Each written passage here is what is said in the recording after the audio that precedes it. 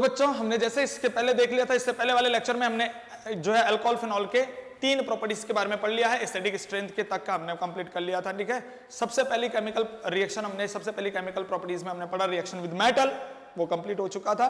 दूसरी बात हमने पढ़ा रिएक्शन विद बेस, और इन्हीं दोनों रिएक्शन की वजह से प्रूफ हो रहा था कि अल्कोहल फिनॉल क्या है, एसिडिक नेचर के हैं। आई बात समझ में? यानी कि जब हम reaction with acid reaction with metal कर रहे थे या फिर रिएक्शन विद बेस कर रहे थे अल्कोहल फिनॉल का, तो वहां पर क्या कर रहा था, हाइड्रोजन आयन निकल रहा था, ठीक है। और यही दो रिएक्शन प्रूव कर देती है अपने पास कि अल्कोहल और फिनॉल क्या है, एसिडिक नेचर का है। ये बहुत ज्यादा इंपॉर्टेंट बात अपने पास हो जाती है बेटा, ठीक है ना। पूछा जाता है पेपर में कि कौन सी वो दो रिएक्शन है या फिर कौन सी रिएक्शन प्रूव करती है कि अल्कोहल फिनॉल क्या है, एसिडिक नेचर का। तो हम बोलेंगे या तो रिएक्शन विद बेस बोल दो, ठीक। तो क्योंकि रिएक्शन विद बेस में क्या होता है, अल्कोहल क्या करता है, जब बेस के साथ रिएक्शन करता है तो सॉल्ट और वाटर देता है, जैसे एसिड देते हैं, ठीक। ऐसे अपने पास क्या होता है, जब रिएक्शन विद बेस के साथ अगर हमने कर दिया, उसके बाद अगर हम रिएक्शन विद मेटल के साथ करते हैं, तो जैसे एसिड और मेटल रिएक्शन करके सॉल्ट और हाइड्रोजन गैस देते हैं, ऐसे अल्कोहल और मेटल भी रिएक्शन करके सॉल्ट और हाइड्रोजन गैस देते हैं। तो ये दो बातें हमारे पास प्रूफ हो जाती हैं कि हमारे पास जो अल्कोहल और फिनॉल है वो क्या है, एसिडिक। कौन कौन से रिएक्शन प्रूफ करती हैं कि अल्कोहल और फिनॉल एसिडिक है? सबसे पहले रिएक्शन विद मेटल और दूसरी रिएक्शन विद बेस। ये दोनों रिएक्शन प्रूफ करती हैं कि अल्कोहल और फिनॉल क्या है, एसिडिक। इतना हमने पढ़ लिया था। फिर हमने एसिडिक स्ट्रेंथ भी पढ़ लिया था और एसिडिक स्ट्रेंथ भी पढ़ लिया था तीसरे पॉइंट पे, तीसरी properties, acidic nature of alcohol phenol या फिर अल्कोहल फिनॉल वाटर्स या फिर अल्कोहल फिनॉल या फिर एसिटिक एसिड की, ये हमने सारी कंप्लीट कर ली है, ठीक है। अब हमें थोड़ा सा यहाँ पर एक चीज, काफी इंपॉर्टेंट चीज है बेटा, इस चीज को याद रखना है हमें कि हमारे पास क्या होता है, Ka को हम बोलते हैं एसिडिक स्ट्रेंथ। इससे सिंपल समझ लेना, Ka को बोलेंगे एसिडिक स्ट्रेंथ। जिसका Ka सबसे ज्यादा होगा उसका एसिडिक स्ट्रेंथ सबसे ज्यादा, ठीक है। यानी कि equilibrium constant of acid. Ka क्या होता है, एसिड के लिए इक्विलिब्रियम कांस्टेंट। ऐसे अगर मैं बात करता हूं Kb को हम बोलते हैं बेसिक स्ट्रेंथ, ठीक है ना। यानी किसी बेस के लिए जो है इक्विलिब्रियम कांस्टेंट, तो ये बेसिक स्ट्रेंथ से हम इसको कंसीडर कर सकते हैं, एसिडिक स्ट्रेंथ और बेसिक स्ट्रेंथ। लेकिन इससे भी ज्यादा हमें इंपॉर्टेंट याद क्या रखना है कि Ka अगर मेरे पास एसिडिक स्ट्रेंथ है, अगर मैं इसके आगे P लगा देता हूं और ये बना देता हूं pKa, तो pKa का मतलब होता है माइनस लॉग Ka, ठीक है ना। हमने इक्विलिब्रियम में पढ़ा था, ठीक है ना। pK का मतलब होगा minus log Ka। Minus log Ka का मतलब है कि अगर मैं Ka की वैल्यू बढ़ा दूं तो माइनस में अगर Ka की वैल्यू बढ़ेगी तो pKa की वैल्यू घटेगा। इसका मतलब मैं सिंपल यहां पर लिख सकता हूं कि pKa is inversely proportional to Ka। कहने का मतलब है Ka अगर एसिडिक स्ट्रेंथ है, अगर एसिडिक स्ट्रेंथ बढ़ेगी तो pKa घटेगा, यानी कि pKa बेसिक हो जाएगा, है ना बात समझ में। यानी कि अगर एसिडिक स्ट्रेंथ बढ़ेगा तो pKa घट जाएगा। इसका मतलब मैं बोल सकता हूं Ka के अपोजिट है pKa। Ka के अपोजिट क्या है, pKa। अगर Ka एसिडिक स्ट्रेंथ है तो मेरे पास फिर pKa क्या हो जाएगा, pKa को मैं मान लूंगा क्या, बेसिक स्ट्रेंथ, ठीक है ना। जिसका pKa जितना ज्यादा होगा उसका बेसिक स्ट्रेंथ उतना ही ज्यादा होगा, ठीक। और जिसका pKa कम होगा उसका एसिडिक स्ट्रेंथ ज्यादा होगा, ठीक है। तो एक बात ध्यान सुनना, अगर मैं बात करूं pKa मेरे पास बेसिक स्ट्रेंथ मान लिया, ऐसे अगर Kb बेसिक है तो इसका उल्टा pKb हो जाएगा, ऐसे pKb क्या हो जाएगा, एसिडिक स्ट्रेंथ हो जाएगा। इस बात को याद रख लेना, एसिडिक स्ट्रेंथ, ठीक है ना। तो अगर मान लीजिए हमारे पास कुछ pKb वैल्यूज आ रखी हैं या फिर pKa वैल्यूज आ रखी है, pKa के तौर पे हमने बोल रखा है कि मान लीजिए अपने पास क्या है, ये pKa है, ये अपने पास क्या है, फेनॉल है, ठीक। दूसरा हमने बोल दिया है ये अपने पास फेनॉल तो है लेकिन ऑर्थो पोजीशन पे क्या है, नाइट्रो। नेक्स्ट हमने ले लिया कि भाई यहां पर फेनॉल तो है लेकिन पैरा पोजीशन पे क्या है, नाइट्रो ग्रुप। और नेक्स्ट हम क्या ले सकते हैं, मान लीजिए इथेनॉल ले लिया, CH3 CH2 अल्कोहल में ले लिया ये, ठीक है। अगर मैं बोलूं कि भाई इसकी जो pKa वैल्यू है, इसका pKa वैल्यू मान लीजिए 10 और इसका pKa वैल्यू दे रखा है मान लीजिए अपने पास 7.2 और इसका pKa वैल्यू दे रखा है 7.1 और इसका pKa वैल्यू दे रखा है 15। ठीक है, एक बात ध्यान रखना, जिसका pKa वैल्यू होगा ज्यादा तो वो बेसिक स्ट्रेंथ की तरफ चले जाएगा, यानी कि जितना ज्यादा pKa उतना ज्यादा बेसिक स्ट्रेंथ। ठीक है, और जितना ज्यादा pKb उतना ज्यादा एसिडिक स्ट्रेंथ। यानी कि मैं यहां पर अगर बात कर रहा हूं तो एक बात ध्यान रखना, pKa is directly proportional to basic strength. ठीक है ना, जिसका जितना ज्यादा pKa होगा उसका बेसिक स्ट्रेंथ उतना ही ज्यादा होगा, यानी कि एसिडिक कम होगा। आई बात समझ में? तो अगर मैं बोलूं इन सब में सबसे ज्यादा pKa किसका है? इथेनॉल का। इथेनॉल का सबसे ज्यादा pKa है, इसलिए इथेनॉल क्या होगा? सबसे कम एसिडिक होगा इनमें से। ठीक है ना, तो अगर मैं बोलूं यहां पर ये है फर्स्ट है, मान लीजिए ये सेकंड है, ये थर्ड है और ये फोर्थ है, और मैं इंक्रीजिंग ऑर्डर में अरेंज कर रहा हूं, एसिडिक स्ट्रेंथ के इंक्रीजिंग ऑर्डर, यानी कि इसी चीज को मैं किस में कर रहा हूं? Increasing order of acidic strength, acidic strength के इंक्रीजिंग ऑर्डर में। तो सबसे कम एसिडिक कौन सा हो जाएगा? जिसका pKa ज्यादा होगा। तो pKa ज्यादा किसका है? इथेनॉल का। तो ये सबसे कम एसिडिक हो जाएगा, यानी कि सबसे कम एसिडिक होगा फोर्थ नंबर का। उससे ज्यादा एसिडिक कौन होगा? ये फर्स्ट नंबर का, क्योंकि उसके बाद दूसरे नंबर पर pKa इसकी वैल्यू है। ठीक है ना, तो उसके बाद क्या हो जाएगा? फेनॉल आ जाएगा। ठीक, उसके बाद क्या आएगा? सेकंड नंबर वाला आएगा, और सबसे ज्यादा एसिडिक वो होगा जिसका pKa सबसे कम होता है, यानी कि ये थर्ड यहां पर आ जाएगा। तो ये मैंने इंक्रीजिंग ऑर्डर लगा दिया है एसिडिक स्ट्रेंथ के। ठीक है ना, तो ये काफी इंपॉर्टेंट अपने पास है, ये क्वेश्चन पूछे भी जाते हैं अपने पास कि कौन सबसे ज्यादा एसिडिक है और कौन बेसिक है, इस तरह से pKa में दे दिया जाता है।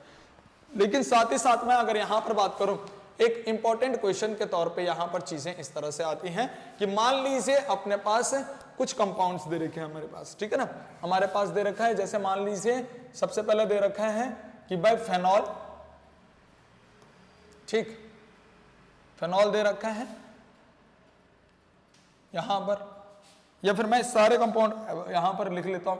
फेनॉल है, फेनॉल के बाद मैंने बोल रखा है कि भाई नाइट्रोफेनॉल है, नाइट्रोफेनॉल है। ठीक है, ओ नाइट्रोफेनॉल या फिर ऑर्थो नाइट्रोफेनॉल। ठीक है, या फिर 2 नाइट्रोफेनॉल हमने यहां पर बोल दिया। यहां पर सिंपल इस तरह से बोल देंगे 2 नाइट्रोफेनॉल। ठीक, और यहां पर क्या है? 2,4 डाई नाइट्रोफेनॉल। ठीक, और अब मान लीजिए क्या है? 2,4,6 2,4,6 ट्राई नाइट्रोफेनॉल, इस तरह से है। और इस तरह से है, मान लीजिए 2 मिथाइल फेनॉल। ठीक, और मान लीजिए ऐसा ही है 2 मिथॉक्सीफेनॉल, मिथॉक्सीफेनॉल। और आगे मैंने दे रखा मान लीजिए लास्ट में बेंजीन। अब बोल रहा है इन सारे कंपाउंड को arrange in increasing order of acidic strength, इनको एसिडिक स्ट्रेंथ के ऑर्डर में अरेंज करिए। तो ध्यान से सुनना, इसको कैसे करना है। पहले मैं बात कर लेता हूं फेनॉल। मान लीजिए सबसे पहले अपने पास क्या है? फेनॉल। तो मैंने ये फेनॉल बना दिया। ठीक, ये फेनॉल हो चुका अपने पास। अब अगर मैं बात करता हूं ये फेनॉल, मैं फर्स्ट पे मान लेता हूं ये फर्स्ट कंपाउंड अपने पास फेनॉल। दूसरा क्या है? 2,4 यानी 2 नाइट्रोफेनॉल। 2 नाइट्रोफेनॉल मतलब कि अगर मैं ये फेनॉल बना रहा हूं, इसकी दूसरी पोजीशन पे नाइट्रो आएगा, तो ये सेकंड वाला बात होगी, सेकंड कंपाउंड अपने पास। थर्ड कंपाउंड अपने पास क्या है कि ये तो फेनॉल है ही, लेकिन इसकी दूसरी पोजीशन पे भी नाइट्रो और चौथी पोजीशन पे भी नाइट्रो, तो ये थर्ड वाला कंपाउंड हो गया। ये फर्स्ट, ये सेकंड, ये थर्ड। और अगर मैं बात करता हूं ये फेनॉल है, इसकी दूसरी पोजीशन पे भी नाइट्रो, चौथी पोजीशन पे भी नाइट्रो, और इस तरह से यहां पर भी नाइट्रो। तो यहां पर क्या हो जाएगा अपने पास, ये चौथा कंपाउंड हो गया, ठीक है, 2,4,6 ट्राइनाइट्रोफेनॉल। अब 2-मिथाइल फेनॉल, 2-मिथाइल फेनॉल क्या हो जाएगा कि अपने पास ये फेनॉल है, इसकी दूसरी पोजीशन पे CH3 लगा दो। नेक्स्ट अपने पास क्या है, 2-मिथॉक्सी, यानी कि ये फेनॉल है, और दूसरी पोजीशन पे ये OCH3 लगा दो, ठीक है।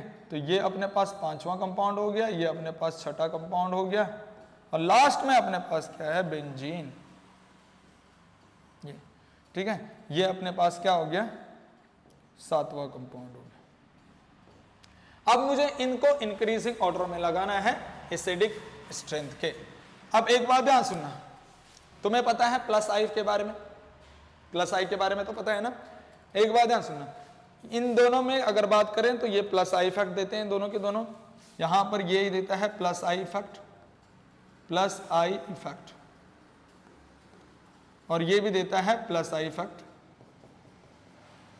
लेकिन इन दोनों में सबसे ज्यादा प्लस आई इफेक्ट देता है ये ईथर, ईथर सबसे ज्यादा प्लस आई इफेक्ट देता है।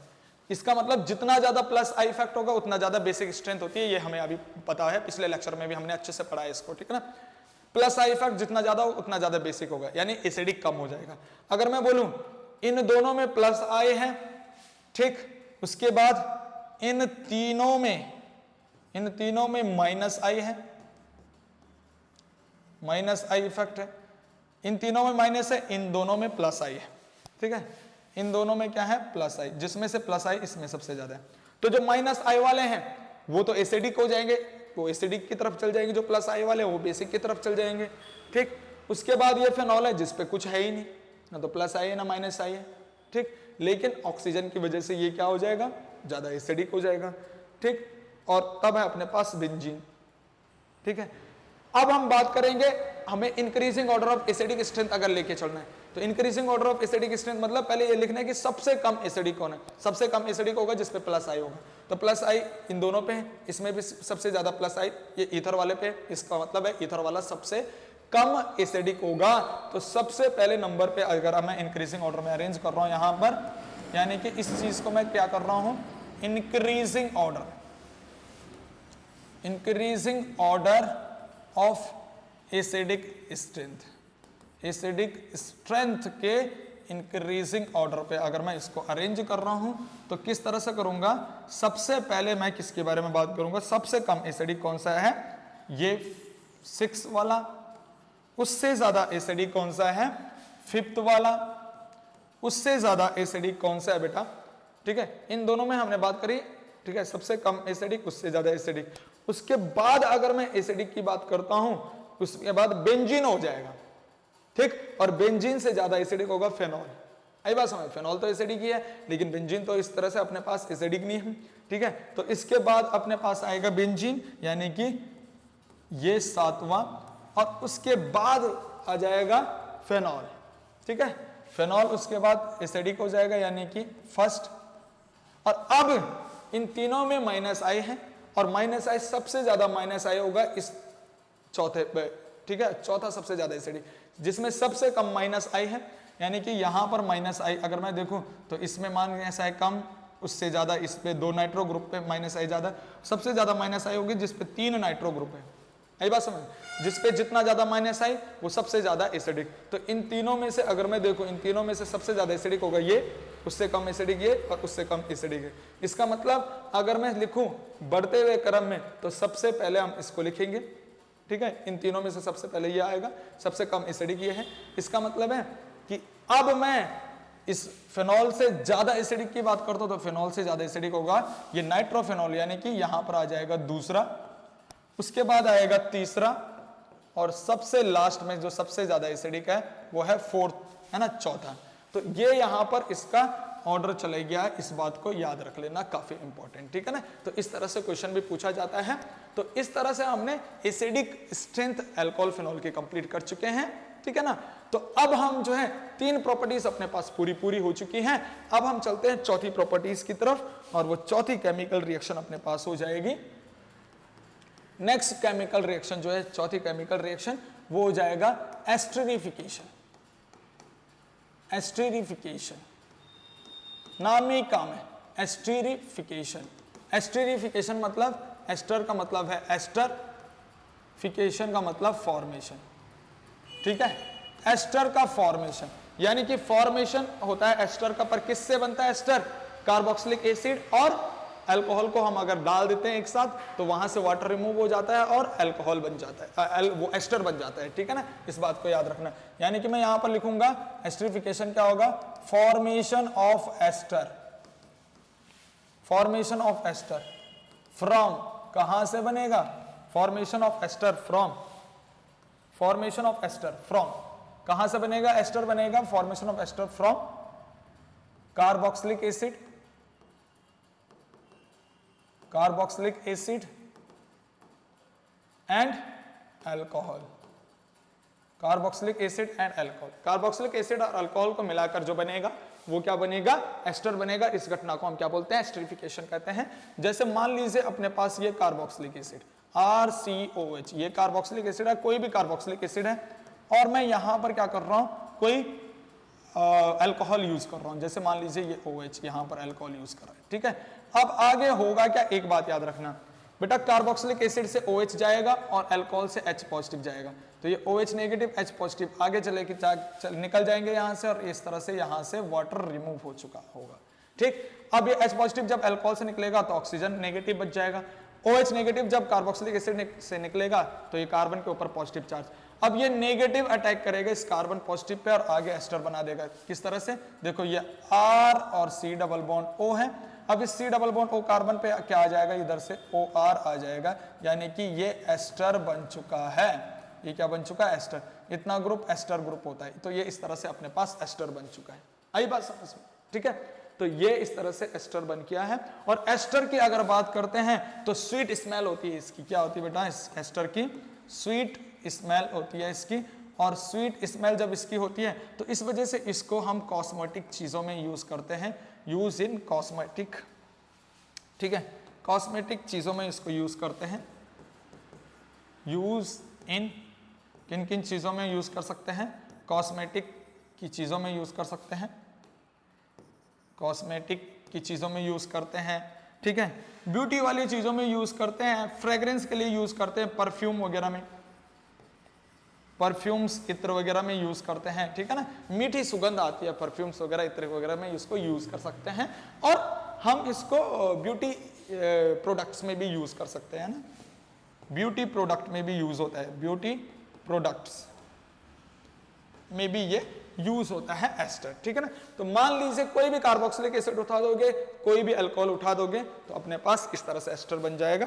जैसे मान लीजिए अपने पास क्या है, ये मैं कोई कार्बोक्सिलिक एसिड उठा देता हूं, यहां पर कार्बोक्सिलिक एसिड मैंने उठा दिया CH3COOH इस तरह से, और प्लस मैं यहां पर बना देता अल्कोहल, और अल्कोहल अपने पास मान लीजिए मिथेनॉल उठा दीजिएगा, ये CH3 मिथेनॉल, ठीक है। ये अपने पास क्या है? इथेनोइक एसिड, और ये मिथेनॉल। यहां से जाएगा H अल्कोहल से, यहां से जाएगा OH, ठीक है, और इस तरह से रिमूव हो जाएगा वाटर, O नेगेटिव जुड़ेगा कार्बन पॉजिटिव पे इस तरह से, और आगे प्रोडक्ट बन जाएगा। किस तरह से देखना, CH3CO, और CO पे क्या आ जाएगा? ये O नेगेटिव और आगे CH3, और यहां से निकल गया पानी, ठीक है। तो ये बन गया अपने पास। इस एस्टर का नाम क्या हो जाएगा? अगर एस्टर की नेमिंग करनी है तो एस्टर की नेमिंग यहाँ पर 1 2, तो 2 कार्बन इसमें है पेरेंट चेन में, तो ये हो जाएगा अपने पास, ये पेरेंट चेन का नाम हो जाएगा इथेन O8, ठीक है, इथेन O8।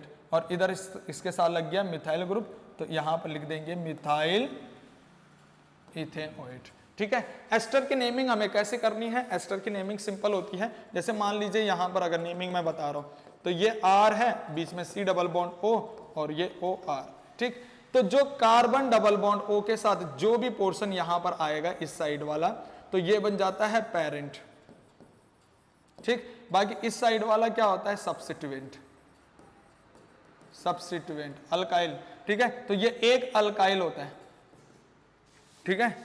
इस जो बोलेंगे जो अकेला अल्काइल इस साइड से है ना, तो उसको हम अकेला R जो है इसको हम अल्काइल पढ़ेंगे, चाहे ये मिथाइल हो, चाहे इथाइल हो, चाहे प्रोपाइल हो, कितने भी कार्बन को हो, तो इसको हम सिंपल पढ़ेंगे अल्काइल सब्स्टिट्यूएंट, ठीक है। इसको आगे लिखते हैं, पेरेंट चेन को लास्ट में लिखते हैं, और पेरेंट चेन यहां पर पूरा का पूरा क्या बन जाता है, ये एल्केन जितने भी कार्बन का होगा एल्केन O8, ठीक है। ये एल्केन पूरा होगा, पेरेंट को हम बोलेंगे एल्केन, और सफिक्स लगता है O8, एस्टर का सफिक्स लगता है O8, तो इस तरह से एल्केन O8 बन जाएगा। तो ये तो अलग से याद रख लेना, ये यूपीएससी के बारे में मैंने बताया है, यूपीएससी वाले लेक्चर में भी मैंने काफी अच्छे से यहाँ पर कंप्लीट कर रखा है, यूपीएससी वाले लेक्चर में जो है ना कंप्लीट कर रखा है, जीओसी वाले लेक्चर में, ठीक है ना। क्लास 11 के जीओसी वाले लेक्चर में मैंने यूपीएससी एस्टर की बता रखी काफी अच्छे से, तो वहां पर भी देख लेना अगर जिसको एस्टर की नेमिंग नहीं आएगी। बाकी इस तरह से हमारे पास यहाँ पर क्या हो गया है, एस्टरिफिकेशन रिएक्शन, यानी चौथी रिएक्शन भी अपने पास कंप्लीट हो चुकी है।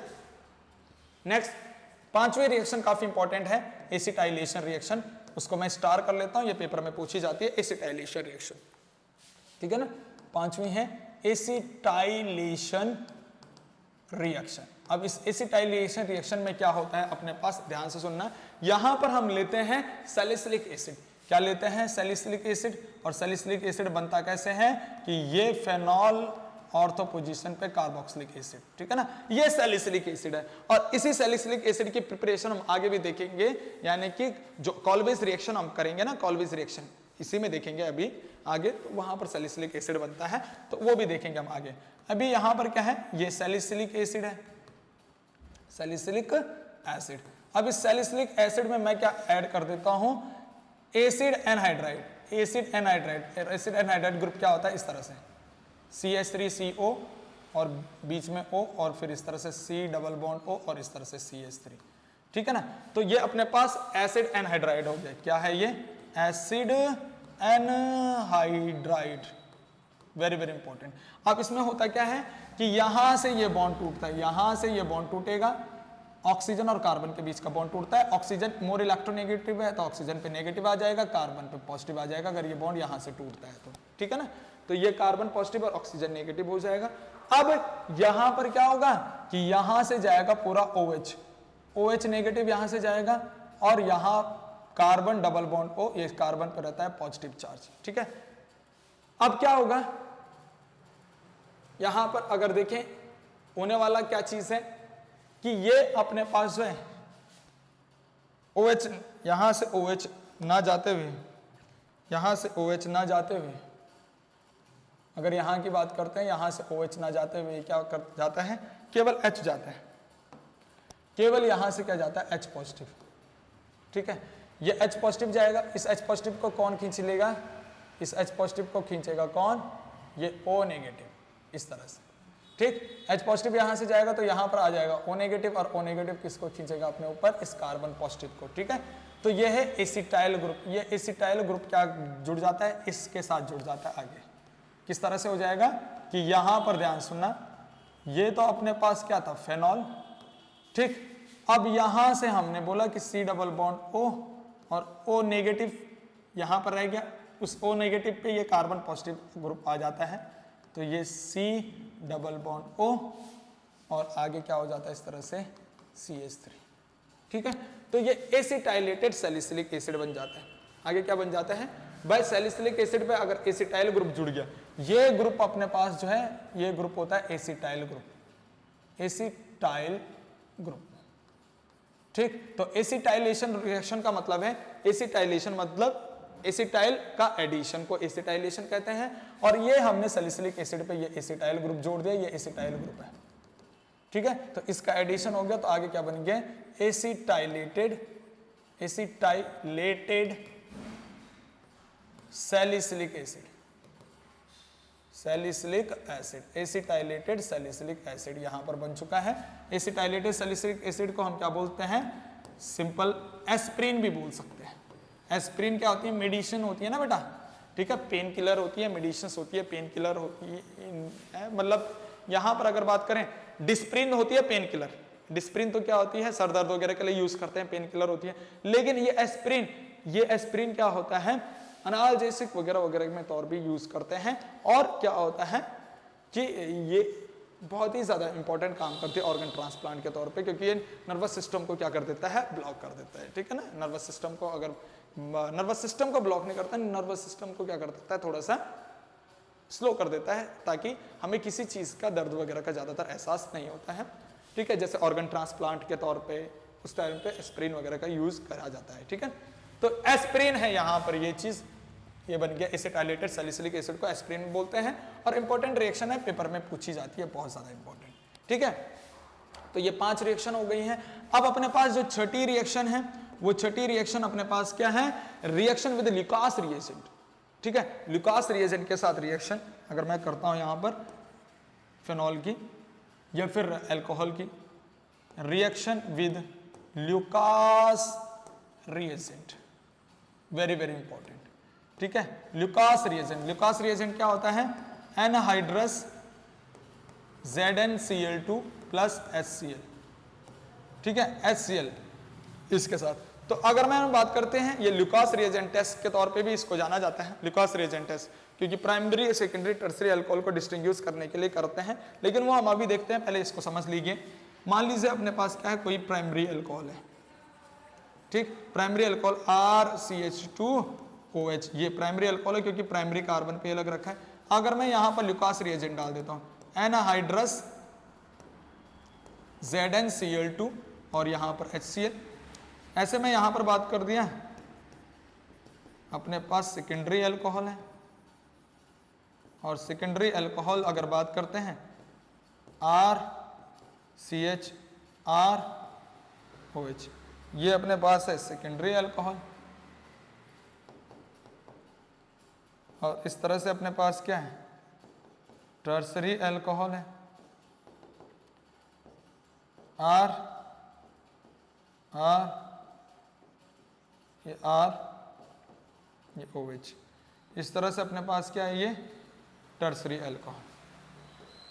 ठीक है, ये primary alcohol, secondary alcohol, tertiary alcohol, इस तरह से।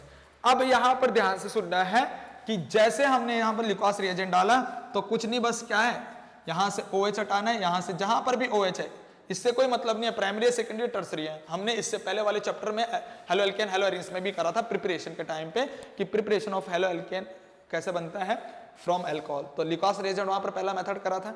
ठीक है, तो वही चीज मैं यहां पर बात कर रहा हूं कि जहां भी OH है वहां से OH हटा के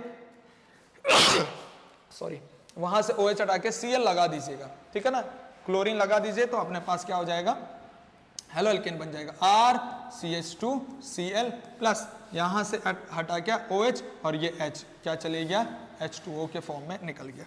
ऐसे यहां से OH, तो प्रोडक्ट क्या बन गया, RCH, ये R, यहां Cl प्लस H2O यहां से निकल गया है। टर्सरी का भी यहां पर ये बन गया है, टर्सरी अल्कोहल का टर्सरी हेलो एल्केन्स बन चुका है, यहां पर Cl और प्लस इस तरह से H2O। आई बात समझ में? तो इस तरह से ये रिएक्शन हो जाती है, यानी कि जहां भी OH है वहां से क्या कर दो, OH को हटा दो और Cl लगा दो, तो ये ल्यूकास रिएजेंट है। ठीक है, ल्यूकास रिएजेंट टेस्ट के तौर पे भी हमारे पास पूछा जाता है। मैंने वैसे पिछले वाले चैप्टर में तुम्हें बताया था ल्यूकास रिएजेंट टेस्ट, और ल्यूकास रिएजेंट टेस्ट में मैंने तुम्हें बताया था कि ये इंपॉर्टेंट टेस्ट है, पेपर में भी आता है। ठीक है, डिस्टिंग्विश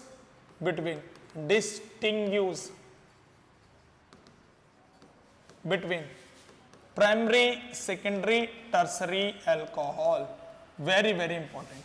ये जो है प्राइमरी सेकेंडरी टर्सरी अल्कोहल को अलग अलग करता है। मान लीजिए अपने पास जो ल्यूकास रिएजेंट है वो क्या है, एनहाइड्रस ZnCl2 प्लस HCl। ठीक है, ये क्या है, मान लीजिए ल्यूकास रिएजेंट है। अब हमने मान लीजिए यहां पर 3 टेस्ट ट्यूब ले लिए, ये 3 टेस्ट ट्यूब मैंने यहां पर ले ली है, एक टेस्ट ट्यूब, ये दूसरी टेस्ट ट्यूब। ठीक है, इस तरह से मैं यहां पर इस तरह से तीसरी टेस्ट ट्यूब ले लिया। ठीक है, एक एक करके सब में क्या कर रहे हैं, हम ल्यूकास रिएजेंट डाल रहे हैं।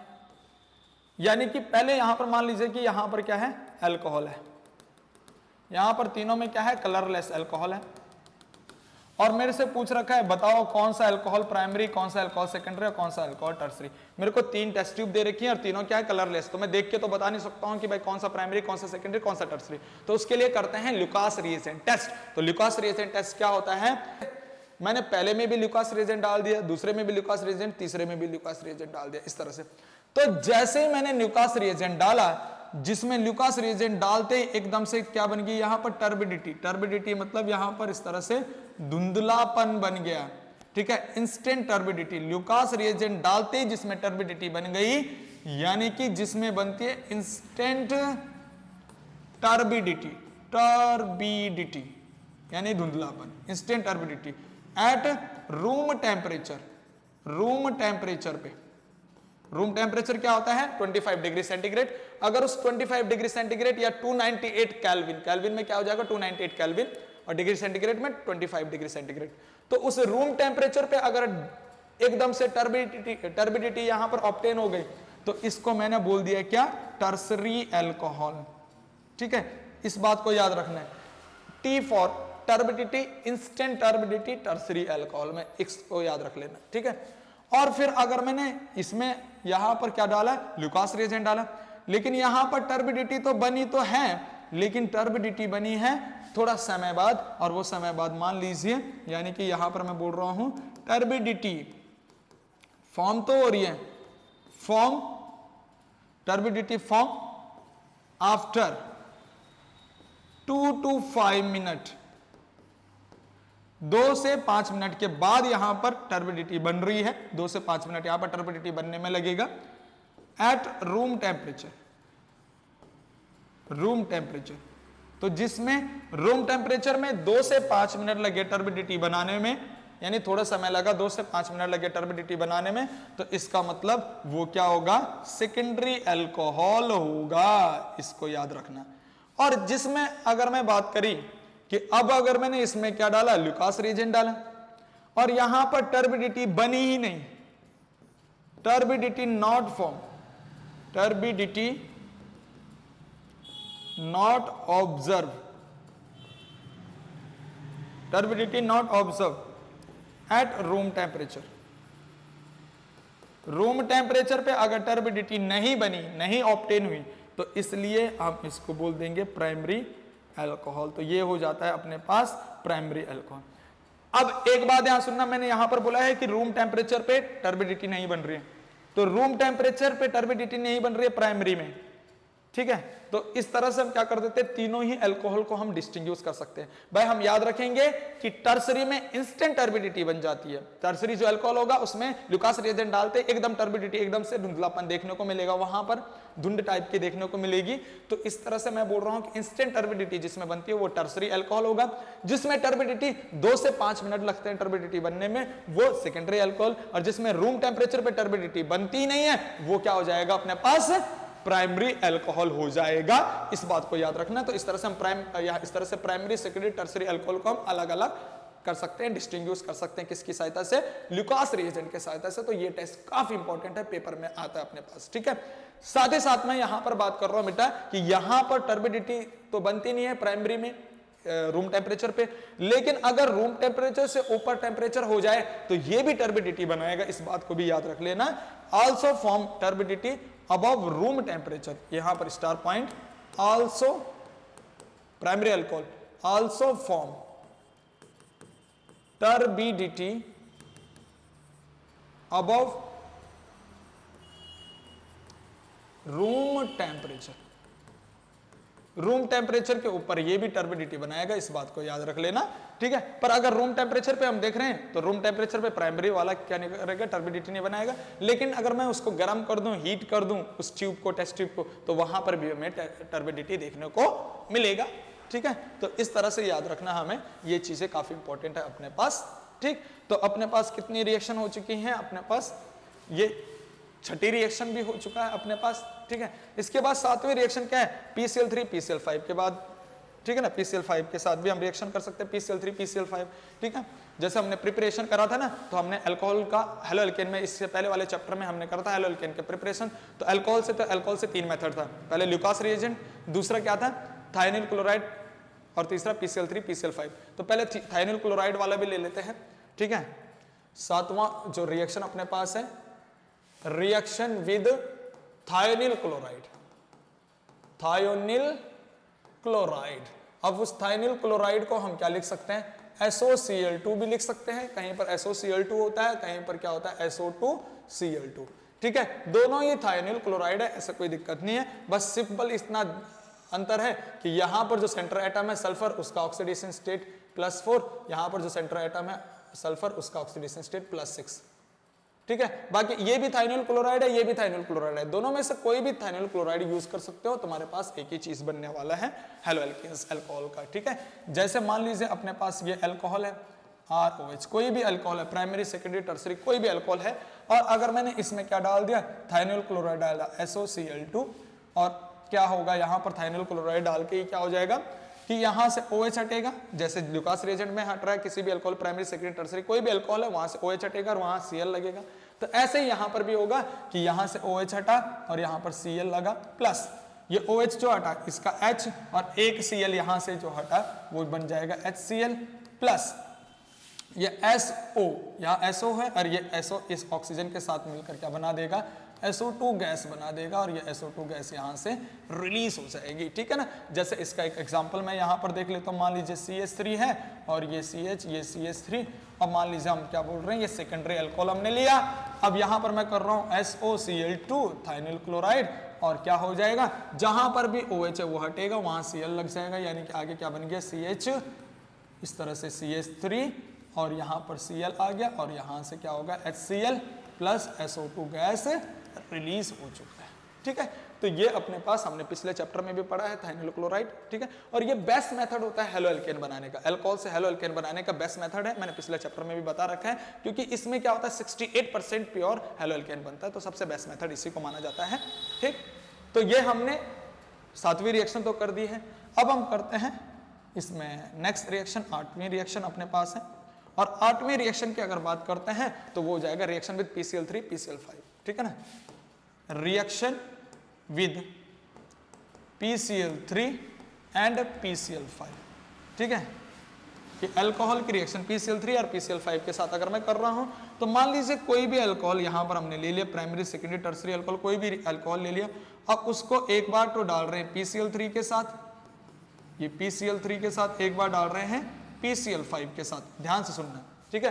तो एक बात ध्यान सुनना, PCl3 के साथ भी क्या होगा कि भाई जो अल्कोहल का OH है वो OH हटेगा, वहां Cl आएगा, ये RCl, ठीक। PCl5 के साथ भी क्या होगा, अल्कोहल का OH हटेगा और वहां Cl आएगा RCl, प्लस प्लस। अब यहां पर क्या होगा, यहां पर क्या होगा, OH हट के Cl तो आ गया, लेकिन जब PCl3 की रिएक्शन कर रहे हैं अल्कोहल के साथ, तो यहां पर जो बाय प्रोडक्ट है वो बनता है H3PO3, जिसको बोलते हैं फास्फोरस एसिड, बहुत ज्यादा इंपॉर्टेंट, यहां पर बन गया फास्फोरस एसिड। लेकिन जब PCl5 के साथ इसकी रिएक्शन करते हैं तो फिर क्या बनता है, POCl3 प्लस HCl, ठीक है। यानी कि ये H और एक HCl बना के निकल जाता है, और बाकी POCl3 बन के इस तरह से यहां पर आ जाता है। तो एक बात याद रखना, मेन प्रोडक्ट तो यहां पर हेलोएल्केन है ही, लेकिन इस रिएक्शन के बाय प्रोडक्ट पूछे जाते हैं, इसलिए ये रिएक्शन काफी इंपॉर्टेंट हो जाती है।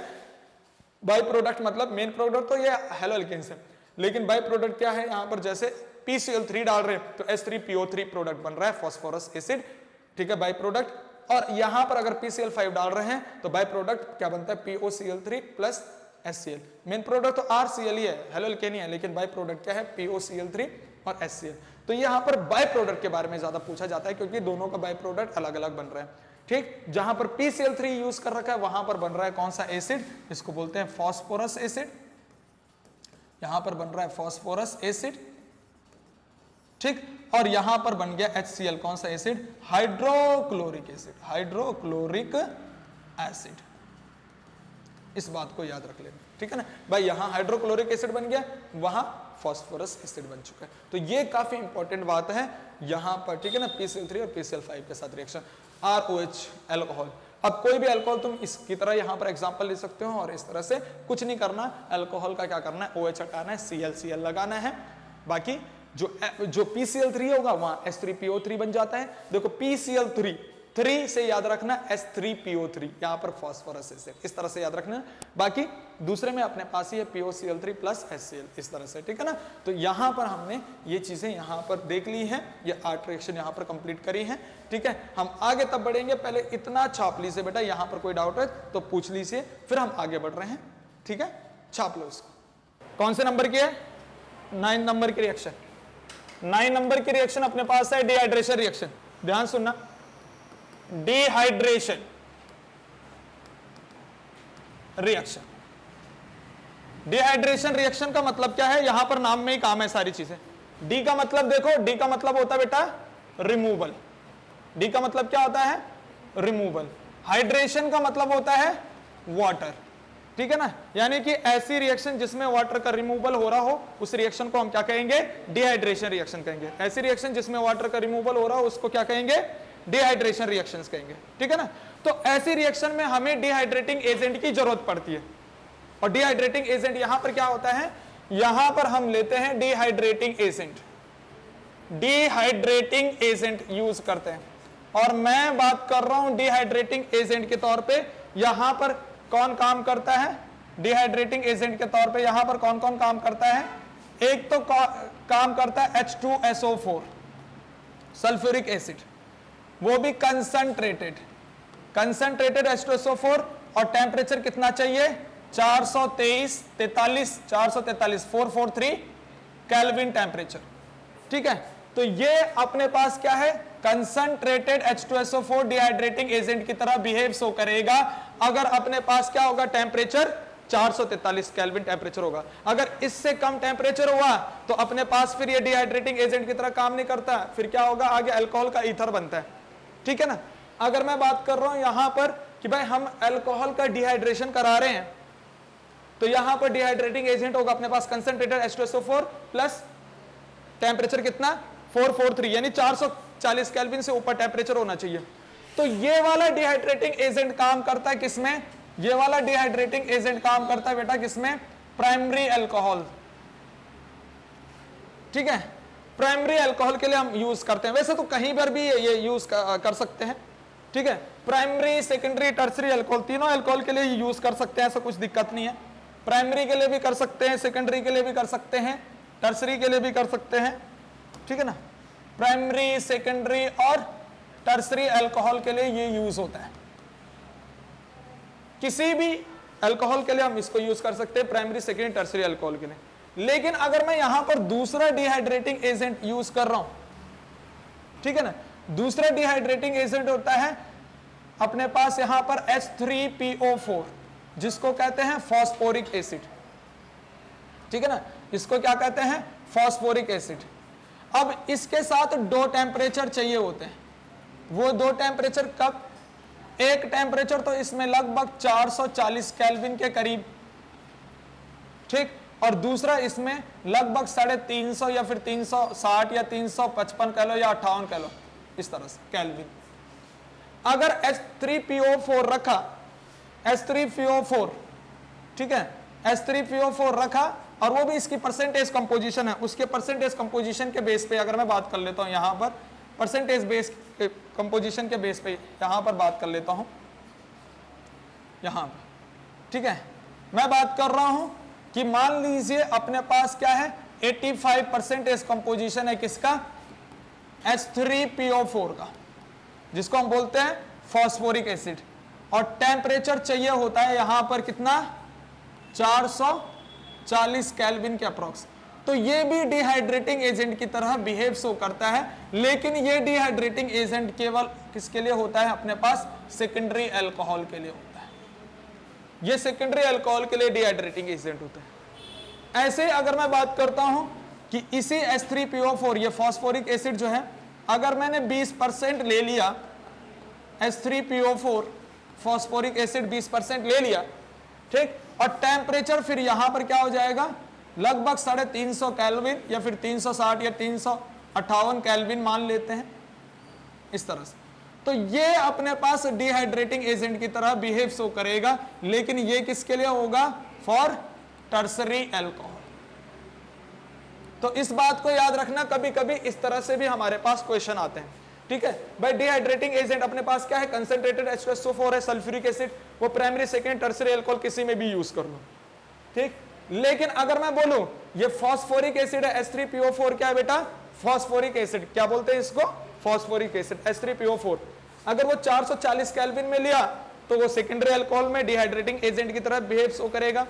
और अगर मैंने इसमें 20% H3PO4 लिया और टेम्परेचर 458 केल्विन, तो ये टर्सरी अल्कोहल, ये स्पेसिफाई है, मतलब कहीं कहीं पर ये भी यूज होता है, कहीं कहीं पर ये डायरेक्ट यूज होता है, ठीक है ना। तो अगर मैं इसके क्वेश्चन करता हूं कि लो भाई मैं बात करता हूं, मान लीजिए H2SO4 कंसंट्रेटेड H2SO4 है, ठीक। अगर मैं यहां पर ले रहा हूं प्राइमरी अल्कोहल, सेकेंडरी अल्कोहल, कोई भी अल्कोहल मैं यहां पर ले रहा हूं मान लीजिएगा, और डिहाइड्रेटिंग एजेंट यूज करूंगा कंसंट्रेटेड H2SO4, ठीक है ना।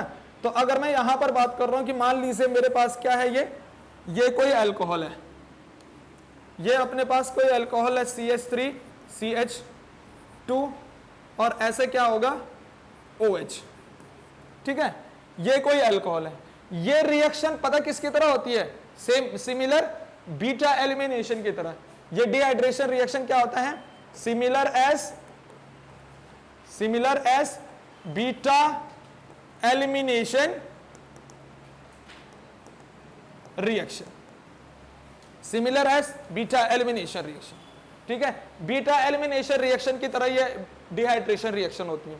बीटा एलिमिनेशन रिएक्शन हमने इससे पहले वाले चैप्टर में पढ़ा था, हेलो एल्केन हेलो एरीन्स में। मैंने क्या बताया था कि भाई अल्फा कार्बन से वहां पर क्या जाता था, बीटा एलिमिनेशन रिएक्शन में क्या था, अल्फा कार्बन से हेलोजन जाता था और बीटा कार्बन से हाइड्रोजन जाता था, यही बात थी ना। लेकिन यहां पर क्या होगा, अल्फा कार्बन से OH जाएगा और बीटा कार्बन से हाइड्रोजन जाएगा, तब जाके वाटर रिमूव होगा यहां पर, ठीक है। तो उसको समझ लेते हैं। अगर मैं इस सीक्वेंस को फॉलो कर रहा हूं तो इस सीक्वेंस के अनुसार अगर मैं यहां पर क्वेश्चन करता हूं, मान लीजिए मेरे पास अगर प्राइमरी अल्कोहल है, ठीक, प्राइमरी अल्कोहल अपने पास क्या है भाई, जैसे ये अपने पास कोई प्राइमरी अल्कोहल है CH3 CH2 OH, ठीक। अब मैंने यहां पर क्या डाल दिया, कंसंट्रेटेड H2SO4 सल्फ्यूरिक एसिड, ठीक, और साथ में क्या डाल दिया, टेम्परेचर 443 केल्विन टेम्परेचर वहां पर रखा। तो अब क्या होगा, बिल्कुल बीटा एलिमिनेशन की तरह। देखो बेटा अल्फा कार्बन से क्या जाएगा OH, जिस कार्बन पे OH लगा है वो कार्बन अल्फा हो गया, उसके बगल वाला कार्बन क्या हो जाता है, बीटा। अल्फा कार्बन के साथ जितने भी कार्बन जुड़े हैं वो सारे बीटा होंगे, ठीक है ना। तो अगर मैं बोलूंगा अल्फा कार्बन से OH गया और बीटा कार्बन से क्या जाएगा, एक हाइड्रोजन जाएगा, तो क्या बीटा कार्बन पे क्या बच गया, हाइड्रोजन कितने बच गए, 2। बीटा कार्बन पे हाइड्रोजन कितने बच गए, 2, ठीक। और ये बीटा कार्बन सिंगल बॉन्ड के साथ है, आगे अल्फा कार्बन के साथ CH2 यहां अल्फा कार्बन से OH गया, बीटा कार्बन से H गया, अल्फा कार्बन की एक वैलेंसी भी फ्री हो जाएगी, बीटा कार्बन की एक वैलेंसी भी फ्री हो जाएगी, दोनों के बीच में क्या बन गया, इस तरह से डबल बॉन्ड बन चुका है। और यहां से क्या निकल गया है, पानी निकल गया, ठीक है ना, यहां से वाटर निकल चुका है, H2O निकल गया, यानी कि डिहाइड्रेशन हो गया यहां पर, ठीक है ना, लॉस ऑफ वाटर। डिहाइड्रेशन का मतलब होता है लॉस ऑफ वाटर, वाटर का लॉस। ऐसी रिएक्शन जिसमें वाटर का लॉस हो रहा है उस रिएक्शन को कहेंगे डिहाइड्रेशन रिएक्शन, और जो कर रहा है वो डिहाइड्रेटिंग एजेंट। तो प्राइमरी अल्कोहल में हमने ये बोल दिया, ठीक है।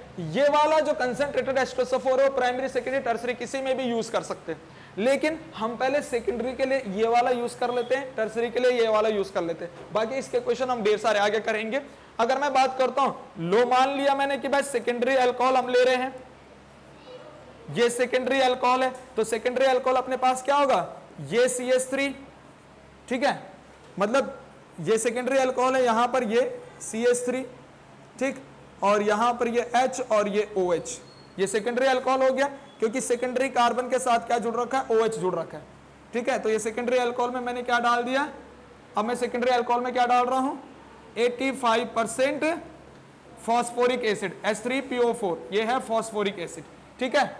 और टेम्परेचर कितना रख रहा हूं वहां पर, लगभग 440 केल्विन। सेम वही होगा बीटा एलिमिनेशन की तरह, अल्फा कार्बन की से OH जाएगा, बीटा कार्बन से किसी भी बीटा कार्बन से क्या जाएगा, H जाएगा, ठीक है, क्योंकि दोनों बीटा क्या है, सेम है। ये वाला कार्बन अगर अल्फा है, ये वाला अगर अल्फा है, तो इस अल्फा के साथ जो भी कार्बन जुड़ रखा है वो बीटा, तो ये ऊपर वाला कार्बन भी बीटा, ये इधर वाला कार्बन भी बीटा, ठीक है। तो किसी भी बीटा वाले से हाइड्रोजन चल जाएगा, क्यों, क्योंकि दोनों बीटा सेम है। वरना किस बीटा से हाइड्रोजन जाता है, उस बीटा से हाइड्रोजन जाता है जिसपे हाइड्रोजन की संख्या कम होती है, ठीक है ना। अगर यहां पर प्रोडक्ट बनाने हैं तो उस बीटा से हाइड्रोजन लेके जाना है जिस पे हाइड्रोजन कम हो, लेकिन इन दोनों पे बीटा पे क्या है, हाइड्रोजन सेम है, ठीक है। अगर मैं यहां पर करूं कि भाई इन दोनों बीटा पे हाइड्रोजन सेम है, तो किसी भी बीटा से हम क्या कर सकते हैं, हाइड्रोजन रिमूव कर सकते हैं, ठीक है। लेकिन अगर दोनों बीटा अलग अलग हो और दोनों पे हाइड्रोजन की संख्या अलग अलग हो, तो फिर उस बीटा से हाइड्रोजन जाएगा जिसमें हाइड्रोजन की संख्या कम है। जैसे मान लीजिएगा कि मैं यहां पर, अगर यहां पर ये इसी चीज को यहां पर समझा देता हूं बेटा, कि मान लीजिए ये अपने पास है, ठीक है, ये बीटा है लेकिन इसमें हाइड्रोजन 2 है और इसके पीछे क्या लग गया, ये गामा कार्बन लग गया। अल्फा के बाद बीटा, बीटा के साथ जो जुड़ रखा है वो क्या होगा, गामा कार्बन, ठीक है ना। तो अब देखो इन दोनों में से किस बीटा पे, हमने केवल बीटा वाले कार्बन को देखना है, अल्फा वाले कार्बन से तो OH गया। अब देखो बीटा, ये बीटा है पर इस पे हाइड्रोजन 3 है, ये बीटा है लेकिन इस पे हाइड्रोजन 2 है, उस बीटा से हाइड्रोजन जाएगा जिस बीटा पे हाइड्रोजन की संख्या कम होगी। तो मैंने बोला यहां से हाइड्रोजन जाएगा, अगर यहां से हाइड्रोजन गया तो डबल बॉन्ड इसके बीच में बनेगा, आई बात समझ में। तो यहां पर डबल बॉन्ड बनेगा, ना कि यहां पर बनेगा। तो यहां पर भी डबल बॉन्ड, लेकिन वो माइनर प्रोडक्ट होगा, मेजर प्रोडक्ट ये होगा भाई, एक बार इस बीटा से हाइड्रोजन जाएगा तो इसमें इन दोनों के बीच में डबल बॉन्ड बनेगा, वो मेजर प्रोडक्ट होगा। दूसरी बार इस बीटा से हाइड्रोजन जाएगा तो इन दोनों के बीच में डबल बॉन्ड बनेगा, तो वो माइनर प्रोडक्ट होगा। हमें मेजर प्रोडक्ट और मेन प्रोडक्ट लिखना होता है हमेशा, तो इसलिए मैं बात कर रहा हूं कि उस बीटा से हाइड्रोजन जाएगा जिस बीटा पे हाइड्रोजन की संख्या क्या होगी, कम होगी। तो इस बीटा से हाइड्रोजन जाएगा इस वाले के साथ जिस पे हाइड्रोजन की संख्या कम है। तो आगे प्रोडक्ट क्या बना, ये CH3 तो गामा वाला वैसे रहा, लेकिन इस बीटा से गया हाइड्रोजन तो 2 हाइड्रोजन की जगह 1 हाइड्रोजन बच गया, ठीक। आगे ये इस कार्बन के साथ जुड़ रखा है, ठीक, उस कार्बन का CH है ऐसा, ठीक, और उस पर ऊपर क्या लग रखा, CH3, और आगे का OH तो चले गया, उसकी एक वैलेंसी फ्री हुई और इस कार्बन की भी एक वैलेंसी फ्री, तो इसके बीच में क्या आ जाएगा, ये डबल बॉन्ड बन गया। आई बात समझ में। तो इस तरह से इसका प्रोडक्ट बन गया है और आगे यहां पर क्या रिमूव हो गया है, वाटर रिमूव हो चुका है। इतनी बात समझ में आई। अच्छा, ऐसे ही अपने पास क्या होगा, टर्सरी अल्कोहल। अगर मैंने यहां पर बात करी टर्सरी अल्कोहल की, तो टर्सरी अल्कोहल में भी ऐसा ही देखने को मेरे को मिलने वाला है। टर्सरी अल्कोहल क्या होगा कि मान लीजिए CH3, ये ऊपर भी मैंने CH3 लिख दिया, नीचे भी मैंने CH3 लिख दिया, और आगे क्या कर रहा हूं, इसका OH। तो ये टर्सरी कार्बन पे OH है भाई डिमरी, तो ये अपने पास क्या हो गया, टर्सरी अल्कोहल। अगर मैं इस टर्सरी अल्कोहल में क्या डाल देता हूं, ये चीज डाल देता हूं, लेकिन अब इस फास्फोरिक एसिड की परसेंटेज क्या आ जाएगी, हाँ, तो यहां पर 20% अगर मैंने फास्फोरिक एसिड डाल दिया H3PO4, और टेम्परेचर क्या हो जाएगा, लगभग 350 केल्विन, यानी 358 केल्विन रख दीजिए टेम्परेचर।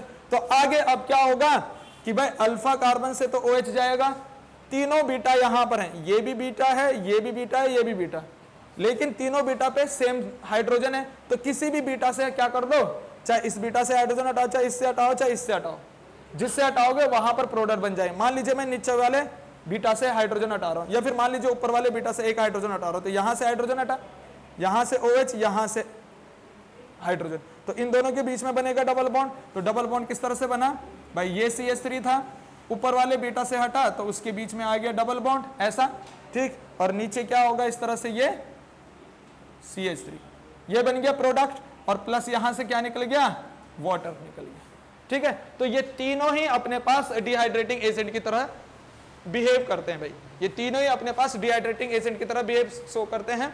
अब इसमें से मैंने बोला कि भाई concentrated H2SO4 primary, secondary, tertiary कहीं पर भी डाल लो, वो डिहाइड्रेटिंग एजेंट की तरह बिहेव शो करेगा, ठीक है ना, वो डिहाइड्रेटिंग एजेंट की तरह बिहेव शो करेगा। एक बात यहां पर काफी इंपॉर्टेंट लिखने वाली बात है, उसको स्टार से लिख देना, ठीक है, कि भाई उस बीटा से हाइड्रोजन जाएगा, उस बीटा कार्बन से हाइड्रोजन जाता है या फिर जाएगा जिस पर हाइड्रोजन कम हो, जिस पर हाइड्रोजन कम हो, उसके अकॉर्डिंग प्रोडक्ट बनाना है। और इस बात को बादलों के अंदर बांध देना, ये काफी इंपॉर्टेंट बात है, बहुत ही ज्यादा इंपॉर्टेंट बात, इसके अकॉर्डिंग प्रोडक्ट, ठीक है। तो अगर मैं यहां पर आगे क्वेश्चन देता हूं, भाई डिमरी ध्यान से सुनना, कि मैं अगर क्वेश्चन देता हूं कि मान लीजिए ये अपने पास कोई अल्कोहल है, ठीक है, ये कोई अल्कोहल अपने पास है, और यहां पर मैंने क्या बोल दिया है, ये इस तरह से अपने पास कोई अल्कोहल है। अब मैं यहां पर क्या डाल रहा हूं, कंसंट्रेटेड H2SO4 डाल रहा हूं, कंसंट्रेटेड H2SO4, सल्फ्यूरिक एसिड, और टेम्परेचर कितना, 443 केल्विन। टेम्परेचर सबसे ज्यादा इंपॉर्टेंट है, यहां पर टेम्परेचर का ही खेल है सारा। अभी क्या होगा, देखो ये वाला कार्बन कौन सा कार्बन है भाई, रमोला, इस कार्बन कौन सा है, 1 डिग्री या 2 डिग्री या 3 डिग्री। देख रमोला, ये कार्बन इधर से भी जुड़ रखा है, ये कार्बन इधर से भी जुड़ रखा है, ये कार्बन इधर से भी कार्बन से जुड़ रखा है, तो 3 कार्बन से जुड़ रखा है, तो ये वाला कार्बन क्या हो जाएगा, टर्सरी कार्बन। तो कंसंट्रेटेड H2SO4 इसमें भी काम करेगा, ठीक है। अब कौन कौन बीटा है इसमें, देखो अल्फा कार्बन तो ये वाला हो गया, अल्फा कार्बन तो ये वाला है, लेकिन ये भी बीटा है, ये भी बीटा है, और ये भी बीटा है। यहां पर 3 बीटा हो चुके हैं। लेकिन अगर मैं देखता हूं तो इस वाले बीटा पे होंगे 2 हाइड्रोजन, क्योंकि इसके 2 बॉन्ड बन चुके हैं, अब इस पे 2 हाइड्रोजन होंगे। इस वाले बीटा पे भी होंगे 2 हाइड्रोजन, क्योंकि इसके 2 बॉन्ड बन चुके हैं। लेकिन इस वाले बीटा पे होंगे 3 हाइड्रोजन, क्योंकि इसका एक ही बॉन्ड बना है ना, तो बाकी इसमें 3 हाइड्रोजन होंगे। अभी बात समझ में, तो इस वाले बीटा से तो निकलेगा नहीं। अब बचे 2 बीटा, ये वाला या ये वाला, इन दोनों में किसी भी बीटा से हाइड्रोजन हटा देना। अभी बात समझ में, मान लीजिए मैं इस बीटा की बात कर रहा हूं, तो इस पे मैं ये 2 हाइड्रोजन ऐसे दिखा रहा हूं, ये वाला हाइड्रोजन और ये वाला हाइड्रोजन। तो अल्फा कार्बन से क्या जाएगा रमोला, OH, और बीटा वाले कार्बन से क्या जाएगा, H, H2O रिमूव हो जाएगा, और उन दोनों कार्बन के बीच में क्या आ जाएगा, डबल बॉन्ड आ जाएगा। इसका मतलब यहां पर जो प्रोडक्ट बन रहा है रमोला, कुछ इस तरह से बन रहा है, ध्यान से देखना, यहां आ गया डबल बॉन्ड, ठीक है, OH हट गया, और ये CH3 ऐसे रह गया, तो ये इसका प्रोडक्ट बन गया है। और प्लस यहां पर क्या निकल गया रमोला, पानी निकल गया, ठीक है ना, क्या निकल गया यहां पर, हाँ, वाटर रिमूव हो चुका है, ठीक है। तो इस तरह से हमने काफी इंपॉर्टेंट चीजें याद रखनी है। जैसे मान लीजिए मैं दूसरा क्वेश्चन अगर बच्चों को देता हूं, क्या कोई बच्चा इस क्वेश्चन को कर सकता है, देखते हैं जरा किसमें कितना है दम। ये अपने पास मान लीजिए, ठीक है, ये मैंने यहां पर ये अल्कोहल दे दिया, डिमरी, ध्यान से सुनना है, ये सेकेंडरी अल्कोहल है, ये टर्सरी अल्कोहल था, ये सेकेंडरी अल्कोहल है। अब मैं यहां पर क्या डाल रहा हूं, सेम चीज डाल रहा हूं, कंसंट्रेटेड H2SO4, और किसमें, 443 केल्विन टेम्परेचर पर। क्या होगा, अब पहले तुम्हें अल्फा पहचानना है। लक्ष्य में अल्फा कार्बन कौन सा होगा, अल्फा कार्बन कौन सा होगा लक्ष्य में, बोल बोल बोल, फिर कल तेरी परसों तेरी पूजा करेंगे।